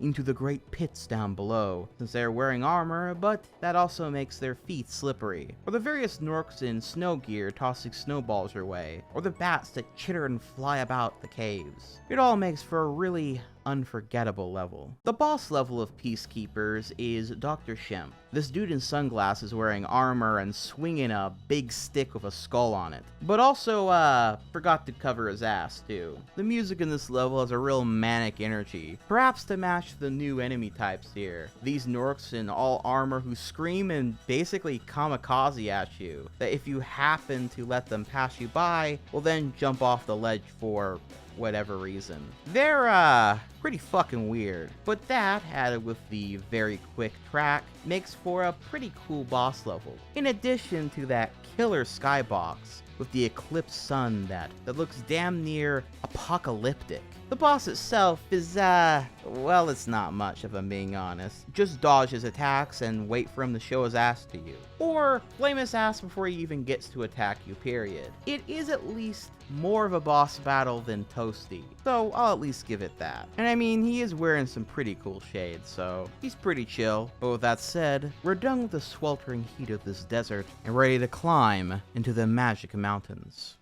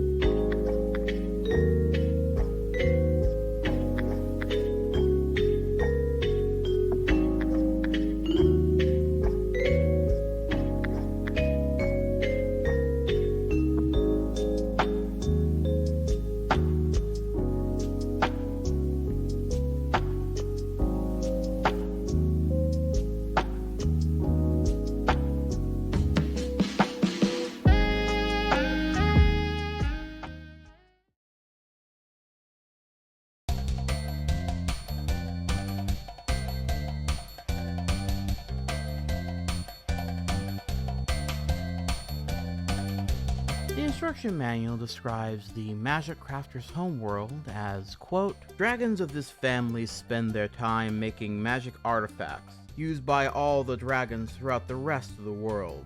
They are shy around other creatures and like to be alone. They can be very happy in their remote mountaintops, ice cliffs, and caves, studying their craft in peace," unquote. Yet again, that description holds true, as this place takes place up high in the snowy mountaintops, all of which are painted in this vibrant, liminal-looking pink with snow-white spires, contrasted with green grass dotted with snow. The world's caves and architecture have a more rounded and deliberate design than that of Peacekeepers, with hallways lit up in vibrant blues and bold red and gold lace, with symbols and checkerboarded floors. The dragons here largely have a more sagely personality, introverts or very old dragons who no doubt spent hundreds of years up in these mountains and caves. There's a whole area inside a valley surrounded by mountains and the waterfalls, and strange magical foes. Druids and wizards run these lands now, and you'll find even seem to be at war with one another, no doubt over who gets claim to all the magical artifacts here now that the dragons are frozen, which is a pretty sick idea. The druids come in two forms: either they're armored with magic staffs to hit you, or they're green-robed tricksters, raising and moving the floor, walls, and platforms, often laughing in your face that you can't reach them, with you needing to thwart them in various ways, usually by being faster than them or taking advantage of the timing of their spells. Green wizards are also here in the home world, these little dudes with big hats that shoot lightning at you, in addition to a much higher allocation of egg thieves, which makes sense, because while the last goals of the home worlds have been to save 10 dragons and then to get 2,500 treasure, Magic Crafter's balloonist requirement will have you saving at least 5 dragon eggs. And interestingly enough, after this homeworld, there's no more egg thieves in the game, as I mentioned earlier. Still, their high influx here to me implies that perhaps more dragons are born here in Magic Crafters than in other homelands. Though I guess we can't really be certain of that. Maybe there's more of them here because they also are after the magic artifacts in addition to the dragon eggs. Though, I wonder if dragon eggs could potentially be considered magic artifacts. Oh well, I guess we'll never know. But at any rate, this homeworld is one of my favorites aesthetically, and some of the levels here in this world I find to be some of the most interesting in the game, as many of them are always bringing something new and interesting to the table. With the first being Alpine Ridge, a level that hits you with what I thought was a rather ominous track as a kid, paired pretty well with this level's new enemy type, these big yellow beasts that honestly look big and intimidating enough to be a boss battle, but are instead the pets of the druids, who are often seen feeding them or training them, perhaps as their own personal pit bulls to maul Spyro to death. And they can also sometimes be riding them as well. Luckily, a quick flame can beat them, despite their creepy growl and size. This level also has the first showcase of the green-robed druids using their environment manipulation powers to be more than just a slight annoyance, but as a means of literally killing you, as you getting your timing off here here can result in you plummeting to your death,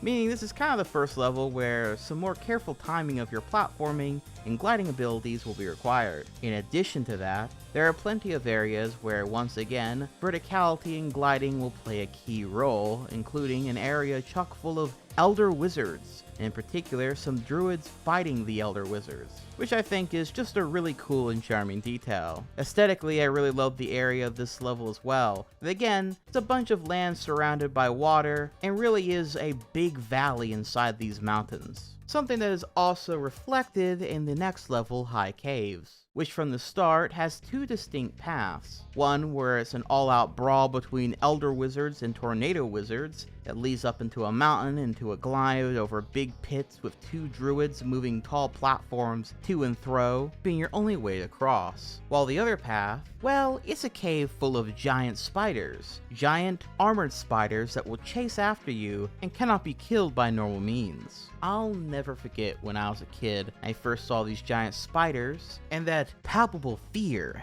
I had at the very idea of them. See, when I was a kid, I actually didn't end up playing these games myself for some time, and instead would happily watch my mom and or dad play through the levels. I'd eagerly ask them to play the game again and again, and watch as these games were slowly beaten over the course of months, bit by bit. And because of that, every single level, enemy, concept in these games sat in my mind and were able to marinate for quite some time. I watched them play through all the original trilogy of games before I ever ended up picking up the games myself, and for that reason, so many memories are held with such simple spaces for me, including my mom getting petrified by the giant spiders here, and jumping on one of the ledges in this room and watching in fear, and wondering when she should try and make a break for the next part of the level, knowing full well that that giant spider would be after Spyro yet again. Now playing through the level these days, I can appreciate them putting an enemy in there like this, and more so can also appreciate them as cool little weird things. Furthermore, this being the first level in the game to utilize the supercharge.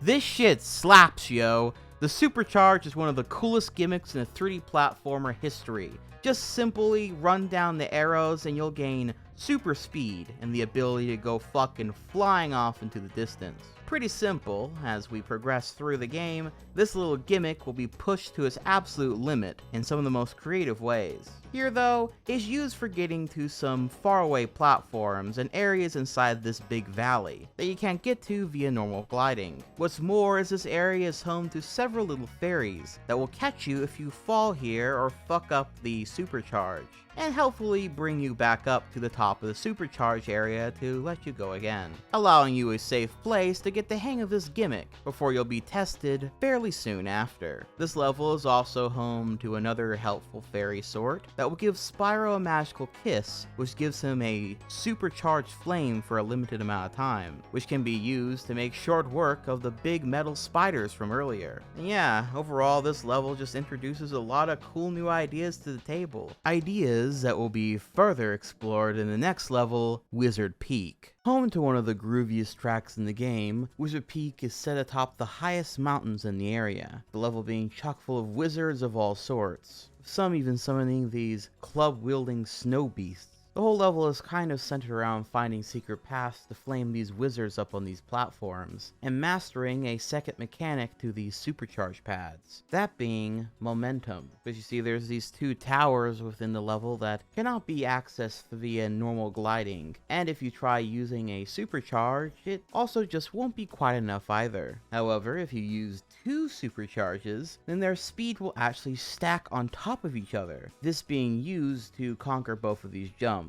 as well as break a chest that is actually not able to be broken without using the supercharge. And I suppose you can also use the supercharges to bash all these wizards all strewn about at the bottom of them. It's again a really beautiful looking level as well. You know, the one negative I'll say about these bunches of levels within Magic Crafters is I almost wish one of them was a nighttime level. This one in particular I think would have been quite striking during the night, but oh well. This level is also home to a dragon who will tell you something rather interesting. Listen carefully, Spyro. There's a secret area in the Artisan home. It is at the waterfall. Try jumping on the stones there. Artisan home, waterfall. Sounds good.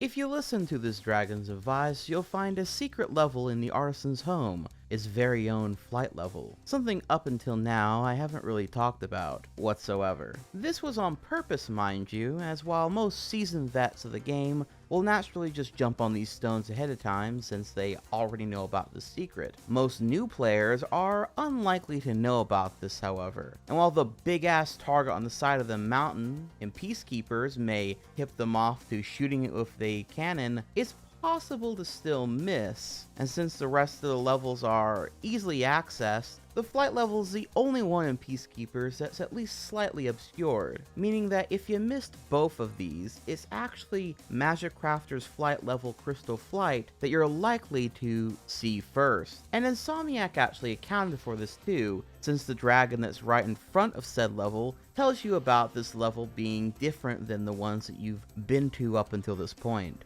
This portal leads to a special place where you can learn to fly. I remember when I was a young dragon, earning my wings. Learn to fly. Got it. That's one of those design choices I don't think many who've played this game a ton of times can really appreciate from a first time playthrough perspective. And Crystal Flight for this reason is also clearly one of the easiest flight levels in the game. But while we're talking about them, why don't we just talk about all the flight levels right in a row right now? Since if I'm being honest, they're just so different from the core gameplay, and they don't really follow the same theming as far as the homeworld's theme goes. So with that said, starting with the one behind the waterfall, Sunny Flight. The basic premise of this level is Spyro has the ability to fly freely, and his goal in these courses is to hit all the targets, be it flaming some Gnorcs in planes and trains, flying through rings or arcways, destroying treasure chests, etc. within an allotted time limit, though hitting the targets will also grant you with some extra time. I remember as a kid these levels used to really give me some trouble, but these days they're pretty easy once you sort of understand that there's a pattern, a flow to hitting all the targets. Though the time limit and the score you get at the end of levels almost seems to insist that you try them over and over again to try and get a higher score by hitting all the targets faster, finding better routing, understanding the subtlety of Spyro's momentum in these levels, etc. And they're a lot of fun, and a great pace changer to the normal gameplay up until this point. With that in mind, atmosphere-wise, I'd say Sunny Flight is not too bad. It is pretty cool looking, with the trains charging in and out of the mountains and the like, but this one has never really stuck out my mind as much, admittingly. I do like the little tunnel where you go through to collect all the treasure chests, but besides that, it's just okay. Peacekeepers flight level Night Flight, on the other hand, is much more my style. The dark blues, the crystal mountains around you in the distance, the way the different colored crystals raising up from the water contrast both with the night sky and the bright blue crescent moon, or that cave that's got like a red interior that you go through while collecting the rings at the start of the level. It's all just so beautiful and really sticks out in my mind. Magic Crafter's Crystal Flight is sort of the day counter to this level. The crystal mountains and the like really pop in particular, and while this level is rather easier compared to the other ones, I do find it really cool that all the targets wrap around back on each other, with various different paths and options to hitting all the targets in time being possible. All this makes for an easily replayable level and definitely one of the best. Beastmaker's Wall of Flight is often considered by many to be the most difficult of the flight levels. I think that's because of a mixture of tight corridors, fast-moving targets, and the general flow to said targets requiring more precise control over your flight abilities. Meanwhile, the final flight level, Icy Flight, is yet again another visual delight, with it not only being a nighttime and icy level, but the visuals also contrasting really well with this purple skybox. The way the train halls light up with bright yellows, the strange chaotic movement that's needed to dart in between getting these treasure chests and lighting up these searchlight towers. It's all just really fucking beautiful, in my opinion. Moving Moving on past flight levels and finishing up Magic Crafters, we have the boss here, Blowhard.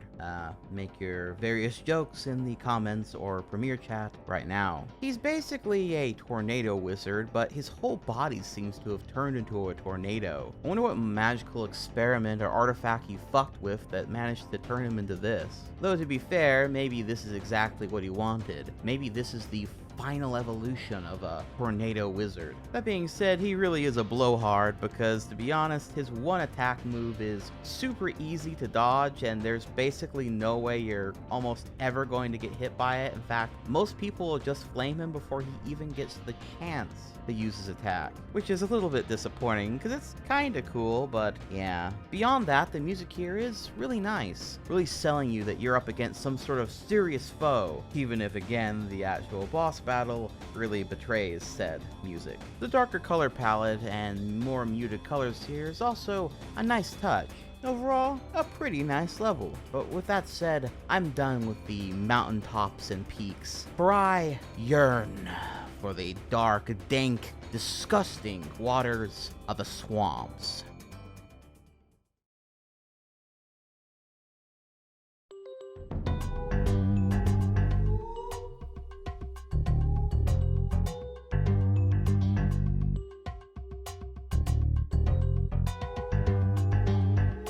The Beastmaker's homeworld, according to the instruction manual, can be described as, quote, "These dragons are responsible for bringing forth all new species of creatures living in the world. They choose to live in swamps, in tumble-down wood platforms, on stilts in the mud flats, and hollowed-out trees in the thick forests. Here they can find natural clay, roots, and other materials to do their work," unquote. Which is really interesting lore-wise. This is the land of creature creation, though I wonder if that extends to dragons themselves or just other beings. Come to think of it, was a Gnorc first created in these places? Could Nasty Gnorc's origin be that he was created by some of the dragons here in Beastmakers, and they found that they made a terrible mistake? Beyond Nasty Gnorc, are there any other true Gnorcs for that matter, since all the other ones seem to be born through Nasty's spell of turning gems into other Gnorcs and creatures? Furthermore, what separates the two? Something born from a gem versus born from the clay and mud of this place. Could it be a soul? In this game at least, after you defeat an enemy the first time, you can go back and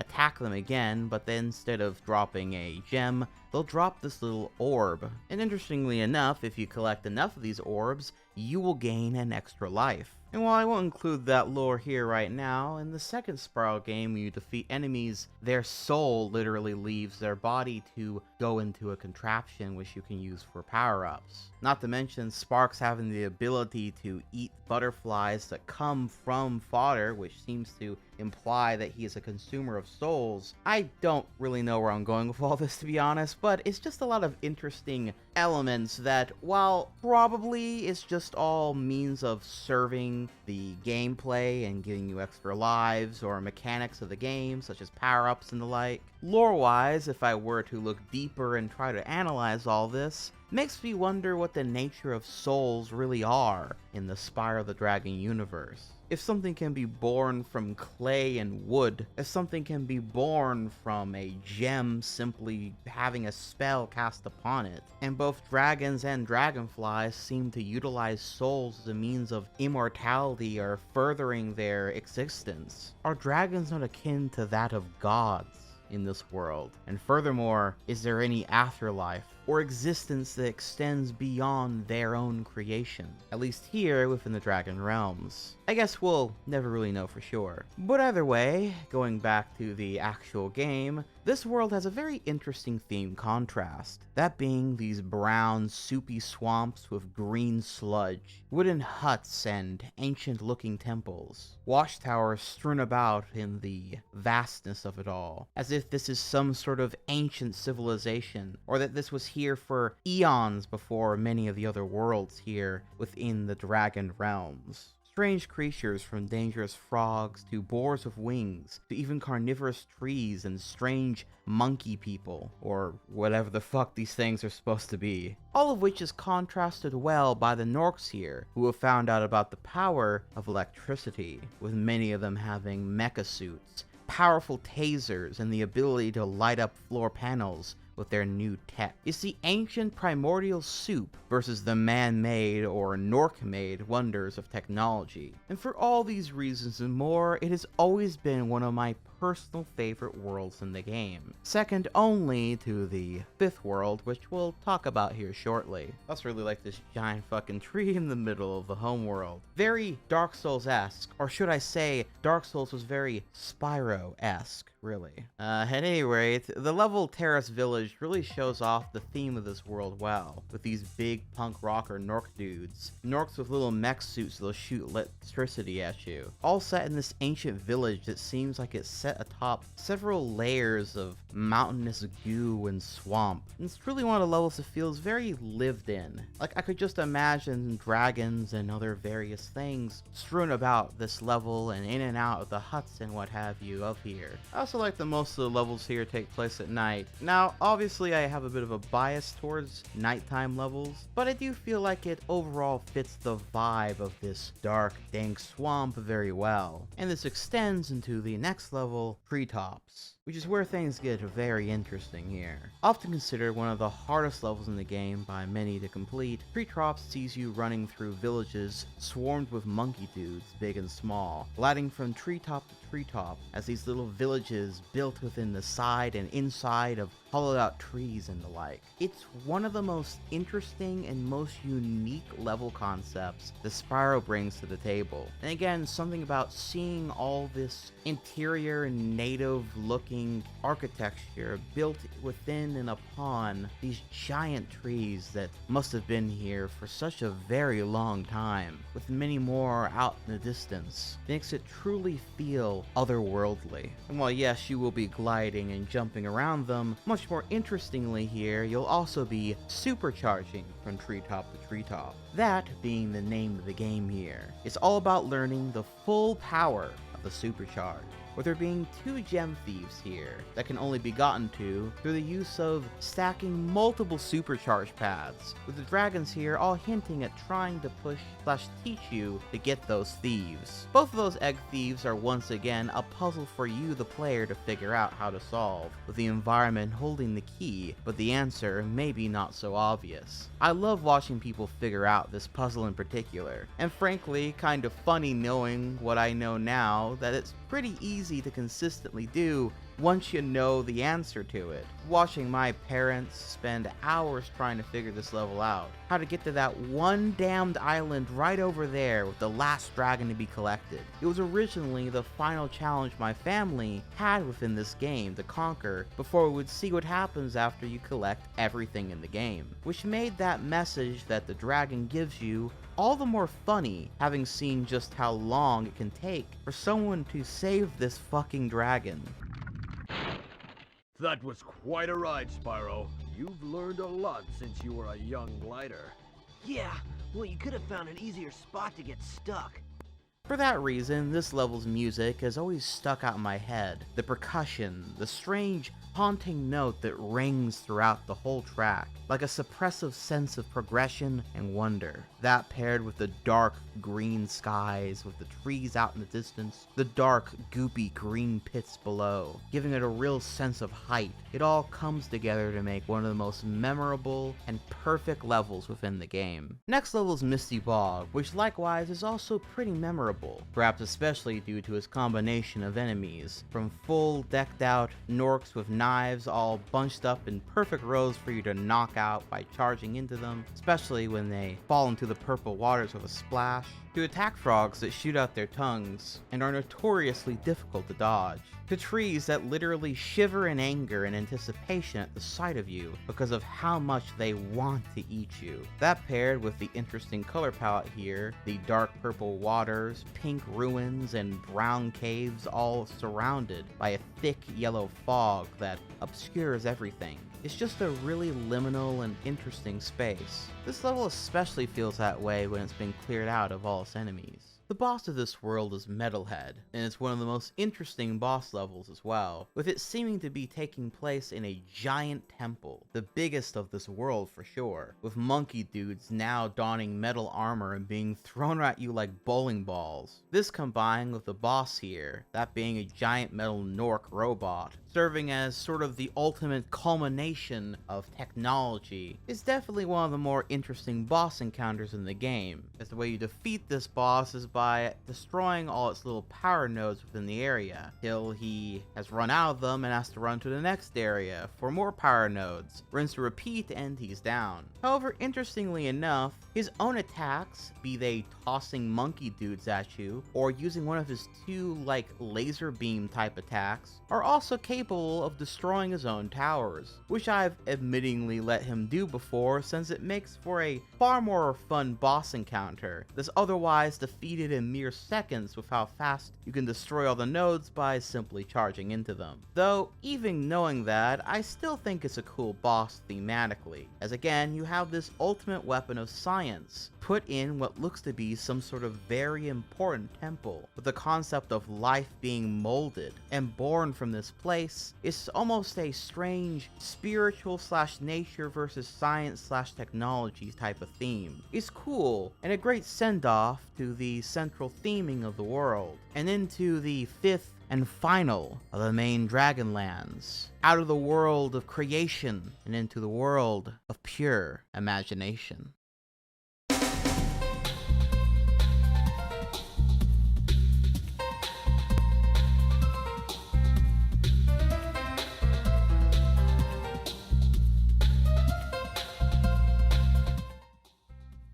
The Dreamweaver's world, as described by the instruction manual, is, quote, "These dragons are peacekeepers of the night. From their island in the clouds, they flit through the dreams of other creatures of the world, making sure that no nightmares bother dragons while they're sleeping. Anyone who has bad dreams at night can call on these dragons for help," unquote. And that description alone lends itself to a very strange sounding place indeed. And indeed it is. Right from the get-go, this home world is made up of a bunch of floating platforms, high in the sky of some dreamscape, made up of vibrant blues and subtle pink and yellow highlights. A fantastical castle and tower stood atop the largest of these floating islands. Strange carrot-top creatures that grow from large to small beasts make strange sounds, and music echoes these strange happenings of a truly mystical, yet also playful tune. It all creates a truly bizarre atmosphere, something of a logical endpoint after we've been through so many places. We've been through the fanciful gardens and hilltops, through the scorching desert, and climbed and glided across all its canyons, saw all there was to see in the high mountain peaks of magic crafters, and seen the boggy swamps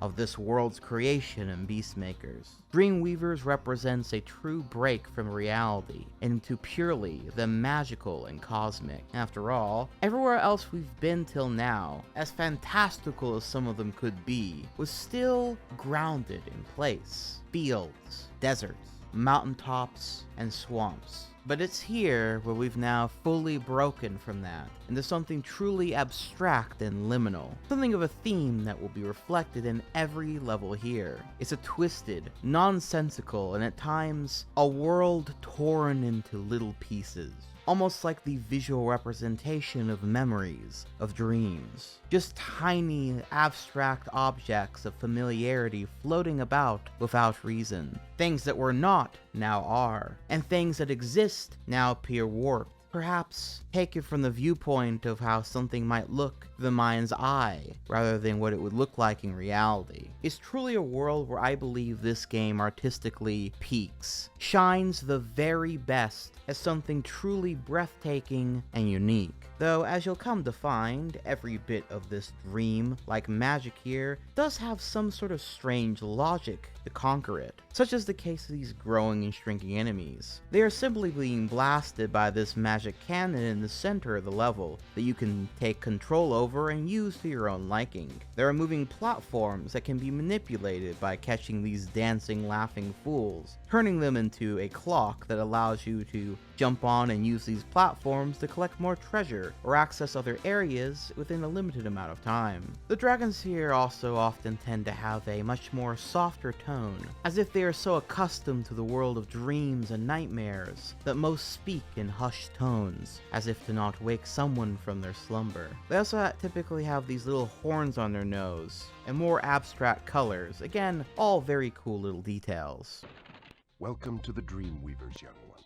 While chasing Nasty's minions in this world, you must expect the unexpected and prepare for what is not there. Moving into one of the levels of this world, we have Lofty Castle, which just so happens to be a lot of people's favorite level in the game, and I think that's because it captures the strongest essence of this homeworld, from its breathtaking skybox made up of purples into magentas, pinks and yellows into dull violets, with two moons or perhaps planets off in the distance, waterfalls that fall down into the vast void of nothingness, towering spires and strange creatures, from these flying turkey things to little cupid devils, Gnorcs floating by balloons, and fairies always there to try and help you in your progress once you save them from their prisons, all paired with this soft, uplifting track that feels like being carried on a cloud through a vast sea of stars.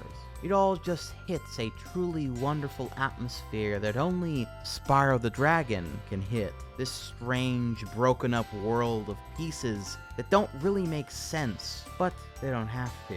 I also think this level best showcases how at times the path forward can even be abstract within this world. With everything being broken up into islands, you could start over here where all these enemies and the like are. Or you could skip all that for now and glide over to this area where the waterfall is sliding down from. You could charge through this level forwards or backwards, and it all just sort of feels right. Also, this world has the one and only red gem jumping chest, which is pretty cool, but also just again adds to the strange otherworldly nature of this world, since this is the only one in the whole game, and it's just randomly here. And while I can completely understand why this would be many people's favorite level, my personal favorite level in the game, however, is without a doubt Dark Passage.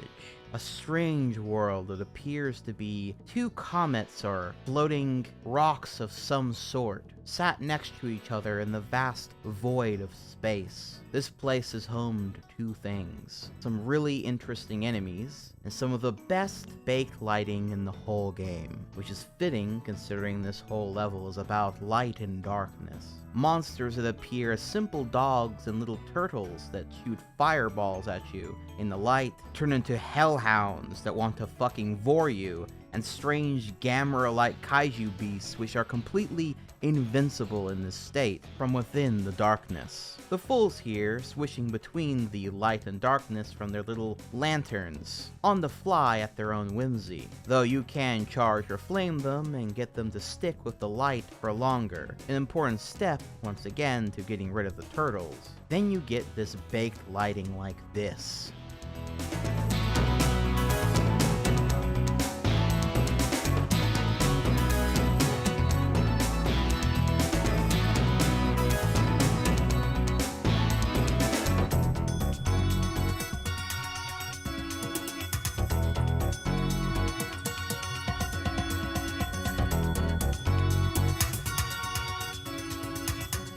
The use of lighting here gives this place not only a strong sense of art direction, but also again sets an otherworldly mood that is truly difficult to replicate these days without going through the process of hand doing it like this. So many hallways of contrasting colors, little platforms painted in a completely abstract, otherworldly light. The nebulous skybox and dark green walls of the outside add to this, really making you wonder just where the fuck you actually are. Not to mention the twisted towers and buildings appearing and existing out of from the ground and the waters down below for seemingly no reason at all. They serve no other purpose than to simply exist, with my favorite area of the level being this one place with this strange water at the bottom of the room, with spiraling stairs leading up to the inner cavern. Striking, checkered floors and various colors being used to create a stunning image. It's just so gorgeous.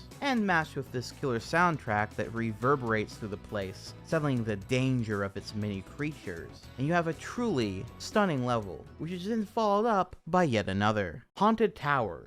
This level, I think, serves twofold. One as another great level showcasing the strange atmosphere of Dreamweavers, but also as a final puzzle of the Supercharge, with this level having a rather infamous one, where if you know where it's at, it's really easy to get to. But if you don't know where it's at, well, then by the end of the level, you'll find that you're missing a whole dragon and a shitload of gems from this level that can only be accessed via the use of the Supercharge.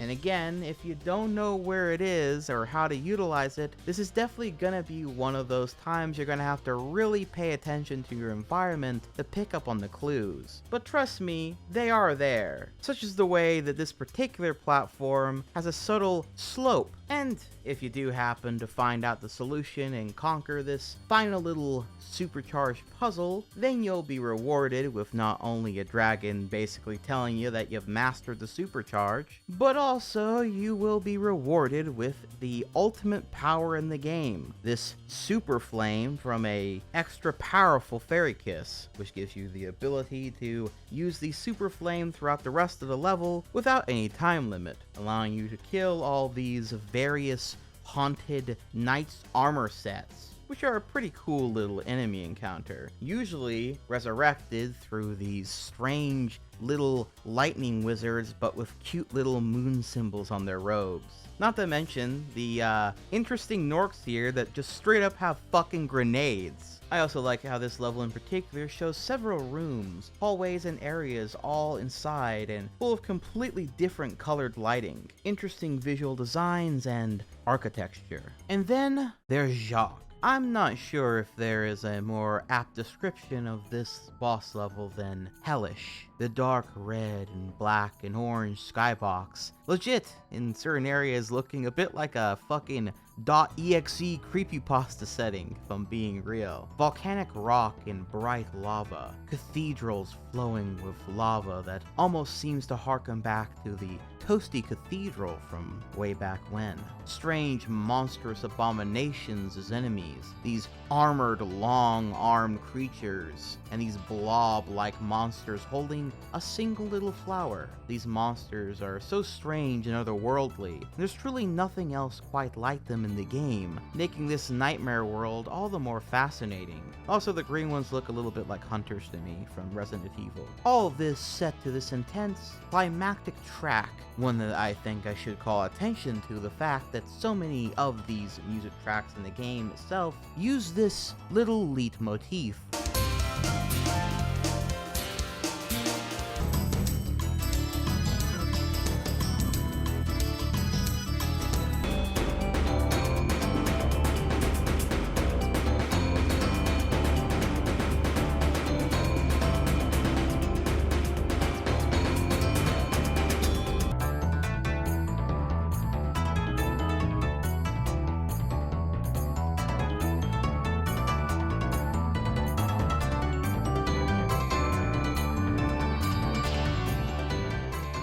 Is almost like the signature melody of this game, and I suppose of Spyro the Dragon as a character himself. and it's only here near the very end of our journey, when paired against such a climactic and dark setting, that I feel like it finally really shows its best. After all, it seems that no matter what beasts you'll face, even if you walk into hellfire itself, into this nightmare, Spyro's triumphant tune will continue to persist. Adding even more to this is the absolutely strange boss battle with this weird jack-in-the-box goblin dude who throws boxes at you. It's like all other boss battles in that it's extremely fucking simple and not really worth noting mechanically, but memorable if only for the build-up and the setting of this world, that being a nightmare you must face alone.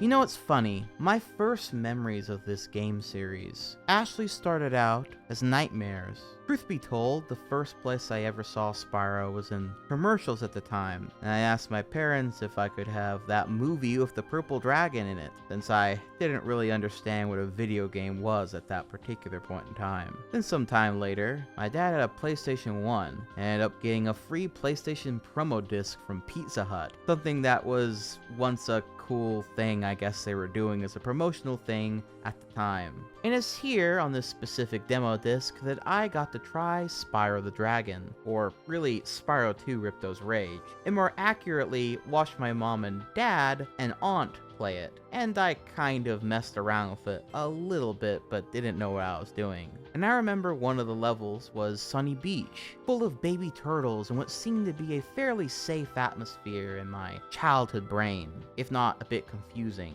while the other was Skilo's Badlands, a lava-filled level with monsters and the like. And for one reason or another, this level scared the ever-living shit out of me. And not the kind of fear I'd cry and scream about it, but instead the sort where I just sort of stared at it, allowed it to fester in my mind, because even though it was just a video game, for some reason I imagined this world full of evil creatures that wanted you dead, and it resulted in me having a nightmare about it, about that level, about being chased or hurt by things my imagination cooked up. But the oddest thing is about that nightmare is something about it made me want to see more of the game, made me want to see all the adventures there was to have, what possibly even scarier worlds there might be, and see what the other side of it all contained. I guess for that reason, Dreamweavers and the general aesthetics of Spyro I've kind of always associated with dreams, nightmares, and imagination. The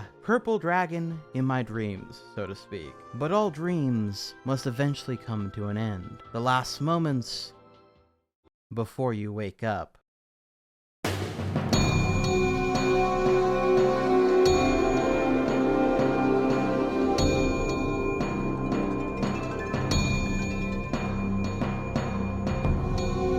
Gnorc Gnexus, the final world of this game, has a pretty short description in the instruction manual. It's simply reading, quote, "This place is dark and haunting. Be careful," and that's for a good reason. Remember, this world was meant to be something of the slums of the Dragon Kingdom, a place they threw Nasty away. And as soon as you get there, you're hit with a single platform, a circle of levels all placed together almost clinically so. Rats run about the place. It seems unlike other home worlds, there is an exact order to these levels that you're meant to follow. This is partly done to better tell the story of you advancing through Nasty's last lines of defense, and through his main operation to finally defeat him. But I also think it is to emphasize the finality here. The green hilltops, vast canyons, magic mountains, and boggy swamps, and the dream are all so very much over now, and now you're just simply hit with cold, industrial reality.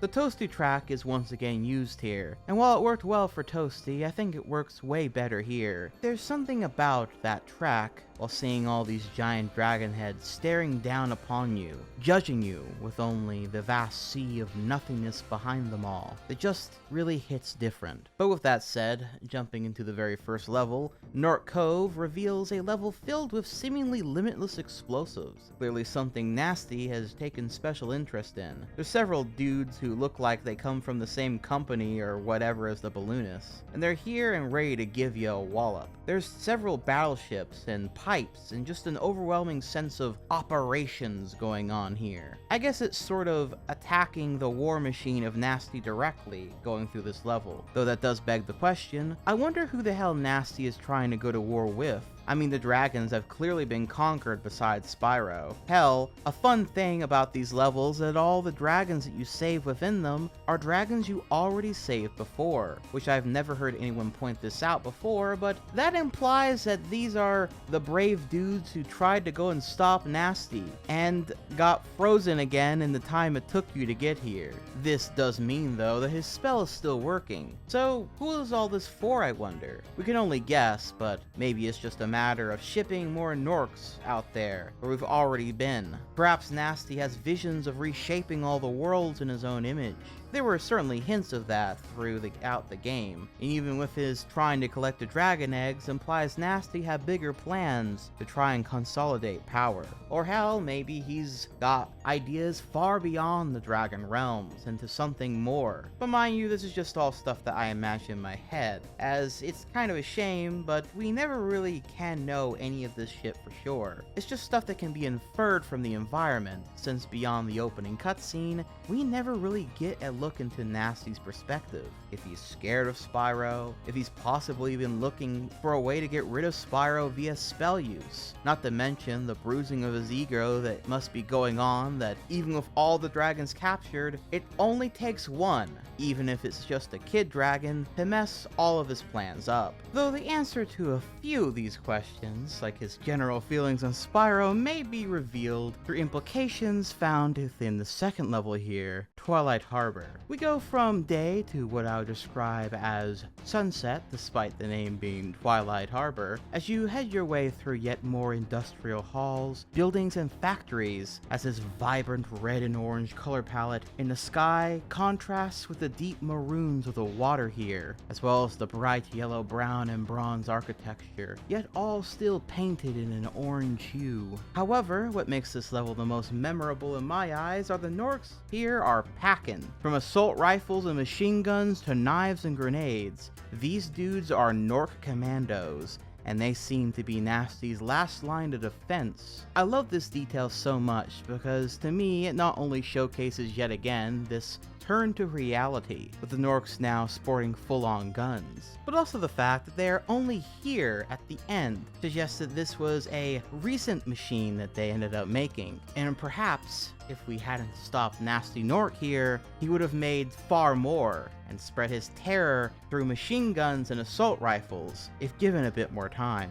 But also, have you noticed something rather interesting about the Gnorcs throughout the game? Did you notice that as we progressed through it, we went from simple little creatures with primitive weapons that were on the whole pretty scared of Spyro, to them slowly using weaponry and technology, like those with the spears and cannons in Peacekeepers, to then using electricity and technology, sometimes in crude fashions, other times in very advanced fashions throughout Beastmakers, to a small hint of what's to come based on the only Gnorc enemy in Dreamweavers being a Gnorc with a grenade, to them now finally using full-on guns and industry like battleships to empower them. They don't use magic, but they can create stuff that can maybe rival magic. Sounds almost rather human in a way, doesn't it? It seems to imply that by Journey's End, Nasty and his Gnorcs had unlocked some truly grand powers through this tech,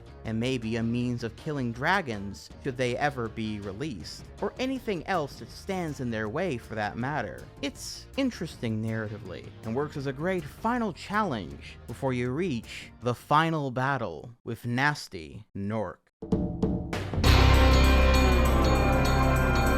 So it all comes down to this. The final battle, and what I will say is a pretty damn cool looking level. From this grand arena we start in, the way we fly down into the inner layer, like, what's up bitch? In addition to that fucking amazing killer track that just fucking opens with this great riff, it's peak shit. Now sadly, like every other boss in the game, this ain't no fucking real boss fight. In fact, as the boss fight progresses, you'll find out an interesting trait about Nasty, and that's that he's all bark and no bite when it comes to fighting himself. But to start, he'll shoot green beams at you from his club, and you'll notice that you can't reach him or hurt him because the platform that he's on is too high up and it has a lock on it. But there just so happens to be a thief who has a key, so you gotta go and run and catch the thief, which then opens a door to yet another thief, which you gotta run down and catch, which admittedly does run you through some pretty cool looking tunnels on both ends. But once you got the second key and you can go face Nasty, he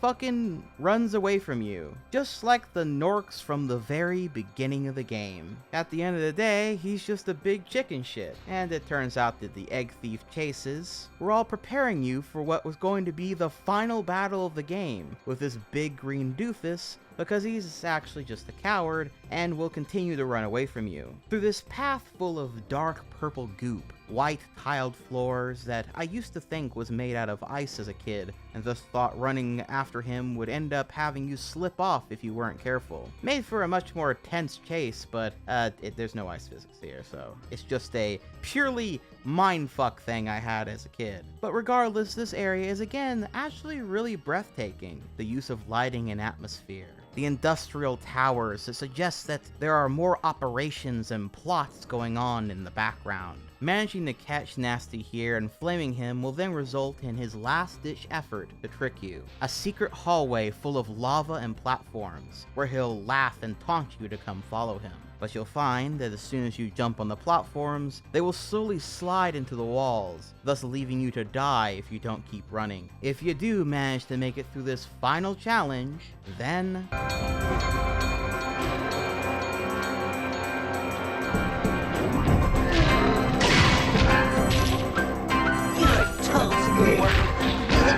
and so ends Nasty, which will get you a cutscene where Spyro is happy about his victory, but notes that he still needs to save all the dragons and collect all the treasure he missed before. Though if you were like me and you just collected all that stuff from the start, you'll find one more dragon at the very end here that you can save before you unlock the final level, that being Nasty's loot. This level essentially being the victory lap of the game, with a unique mechanic. You can actually fully fly here, though the height of your flight ability is matched by how high you started flying from. So the goal here is to collect all the treasure that's left, catch any annoying thieves here with their keys for unlocking areas that are higher up so you can fly higher and reach the very top castle of this place, where the last of Nasty's loot is hidden in this big room full of precious pink gems and a prominent portrait of the nasty fellow himself. This level is a great final send-off to the game after everything, with a new level gimmick being introduced and this triumphant tone to the music, mixed with this truly out there looking skybox and colors. It really does feel like a really cool hidden area and a great little reward and send-off after collecting everything in the game. And something else interesting is while narratively it doesn't really count anymore, since you know there were sequels and all, but originally I like to think that this had been the part of the story where Spyro kinda grew up a bit. The level narratively gives you the ability to fly around because you found your wings, being able to fully fly now, and as you reach higher and higher peaks, it's almost symbolic of you finding your confidence to get better and better and better, until you're able to fly around anywhere that you want. All the treasure here is yours for the taking. It all sort of tying together as a coming-of-age story, something which reminds me of the original pitch for the Dragon game Insomniac had in mind before Mark Cerny pushed them into the direction with the game that we have today. But of course, there are sequels to Spyro, so it makes sense why they wouldn't give him the full flight ability in those games, since Spyro being able to just fly around anywhere he wants would pretty much ruin all the platforming and careful level design that we showed throughout the entire game. Infamously, the ending of this game features Spyro in a cool set of shades, and the game ending on a cliffhanger, or a rather repeat, a time loop of sorts. Spyro the Dragon, you've defeated Gnasty Gnorc, collected the dragon eggs, saved all the dragons, and recovered every bit of treasure in the Dragon Kingdom. How do you feel? I feel fired up, Bob. And I'm happy for the dragon world, of course. I certainly wouldn't want to spend the rest of my dragon days butting heads with Nasty Gnorc and his weird minions. What's a minion? Never mind. You know what they say. For every good battle, you need a good adversary. And I felt that Nasty, in spite of his misguided nature, was a worthy opponent. Uh-oh. Here we go again. Now, I'm not gonna lie, I don't take this all that seriously, since it's mostly just a ploy to get you to play the game again all over again if you so wish. Something which I will admit I've done probably well over 100 times by now in my life, and yet still, this game and its 2 sequels haunt my mind as something I feel I must come back to every once in a while to play over and over again. That magic never really wearing off fully. Spyro the Dragon is one of the best 3D platformers ever made. It's also one of my all-time favorite games ever made. It's a core piece of my childhood, and a game I could honestly talk about for hours. Hell, I didn't even get into all the things like how amazing the speedrunning scene is for this game, or the advanced movement tech that can be achieved in this game, again, mostly done and utilized through speedrunning, or some of the great community-made mods for the game. But maybe that's all stuff that would be better for another video. Maybe a bonus video of sorts, you could say. But overall, Spyro the Dragon is a game I admire for both its simple but highly addictive gameplay, its sense of exploration, and also artistically, musically, aesthetically. It's a game that will continue to capture my attention, my imagination, and inspire me endlessly. It's a game that I will always come back to, time and time again, to see that journey through humble hills, to vast dreamscapes, all over again, just as I will its 2 sequels. Which, speaking of,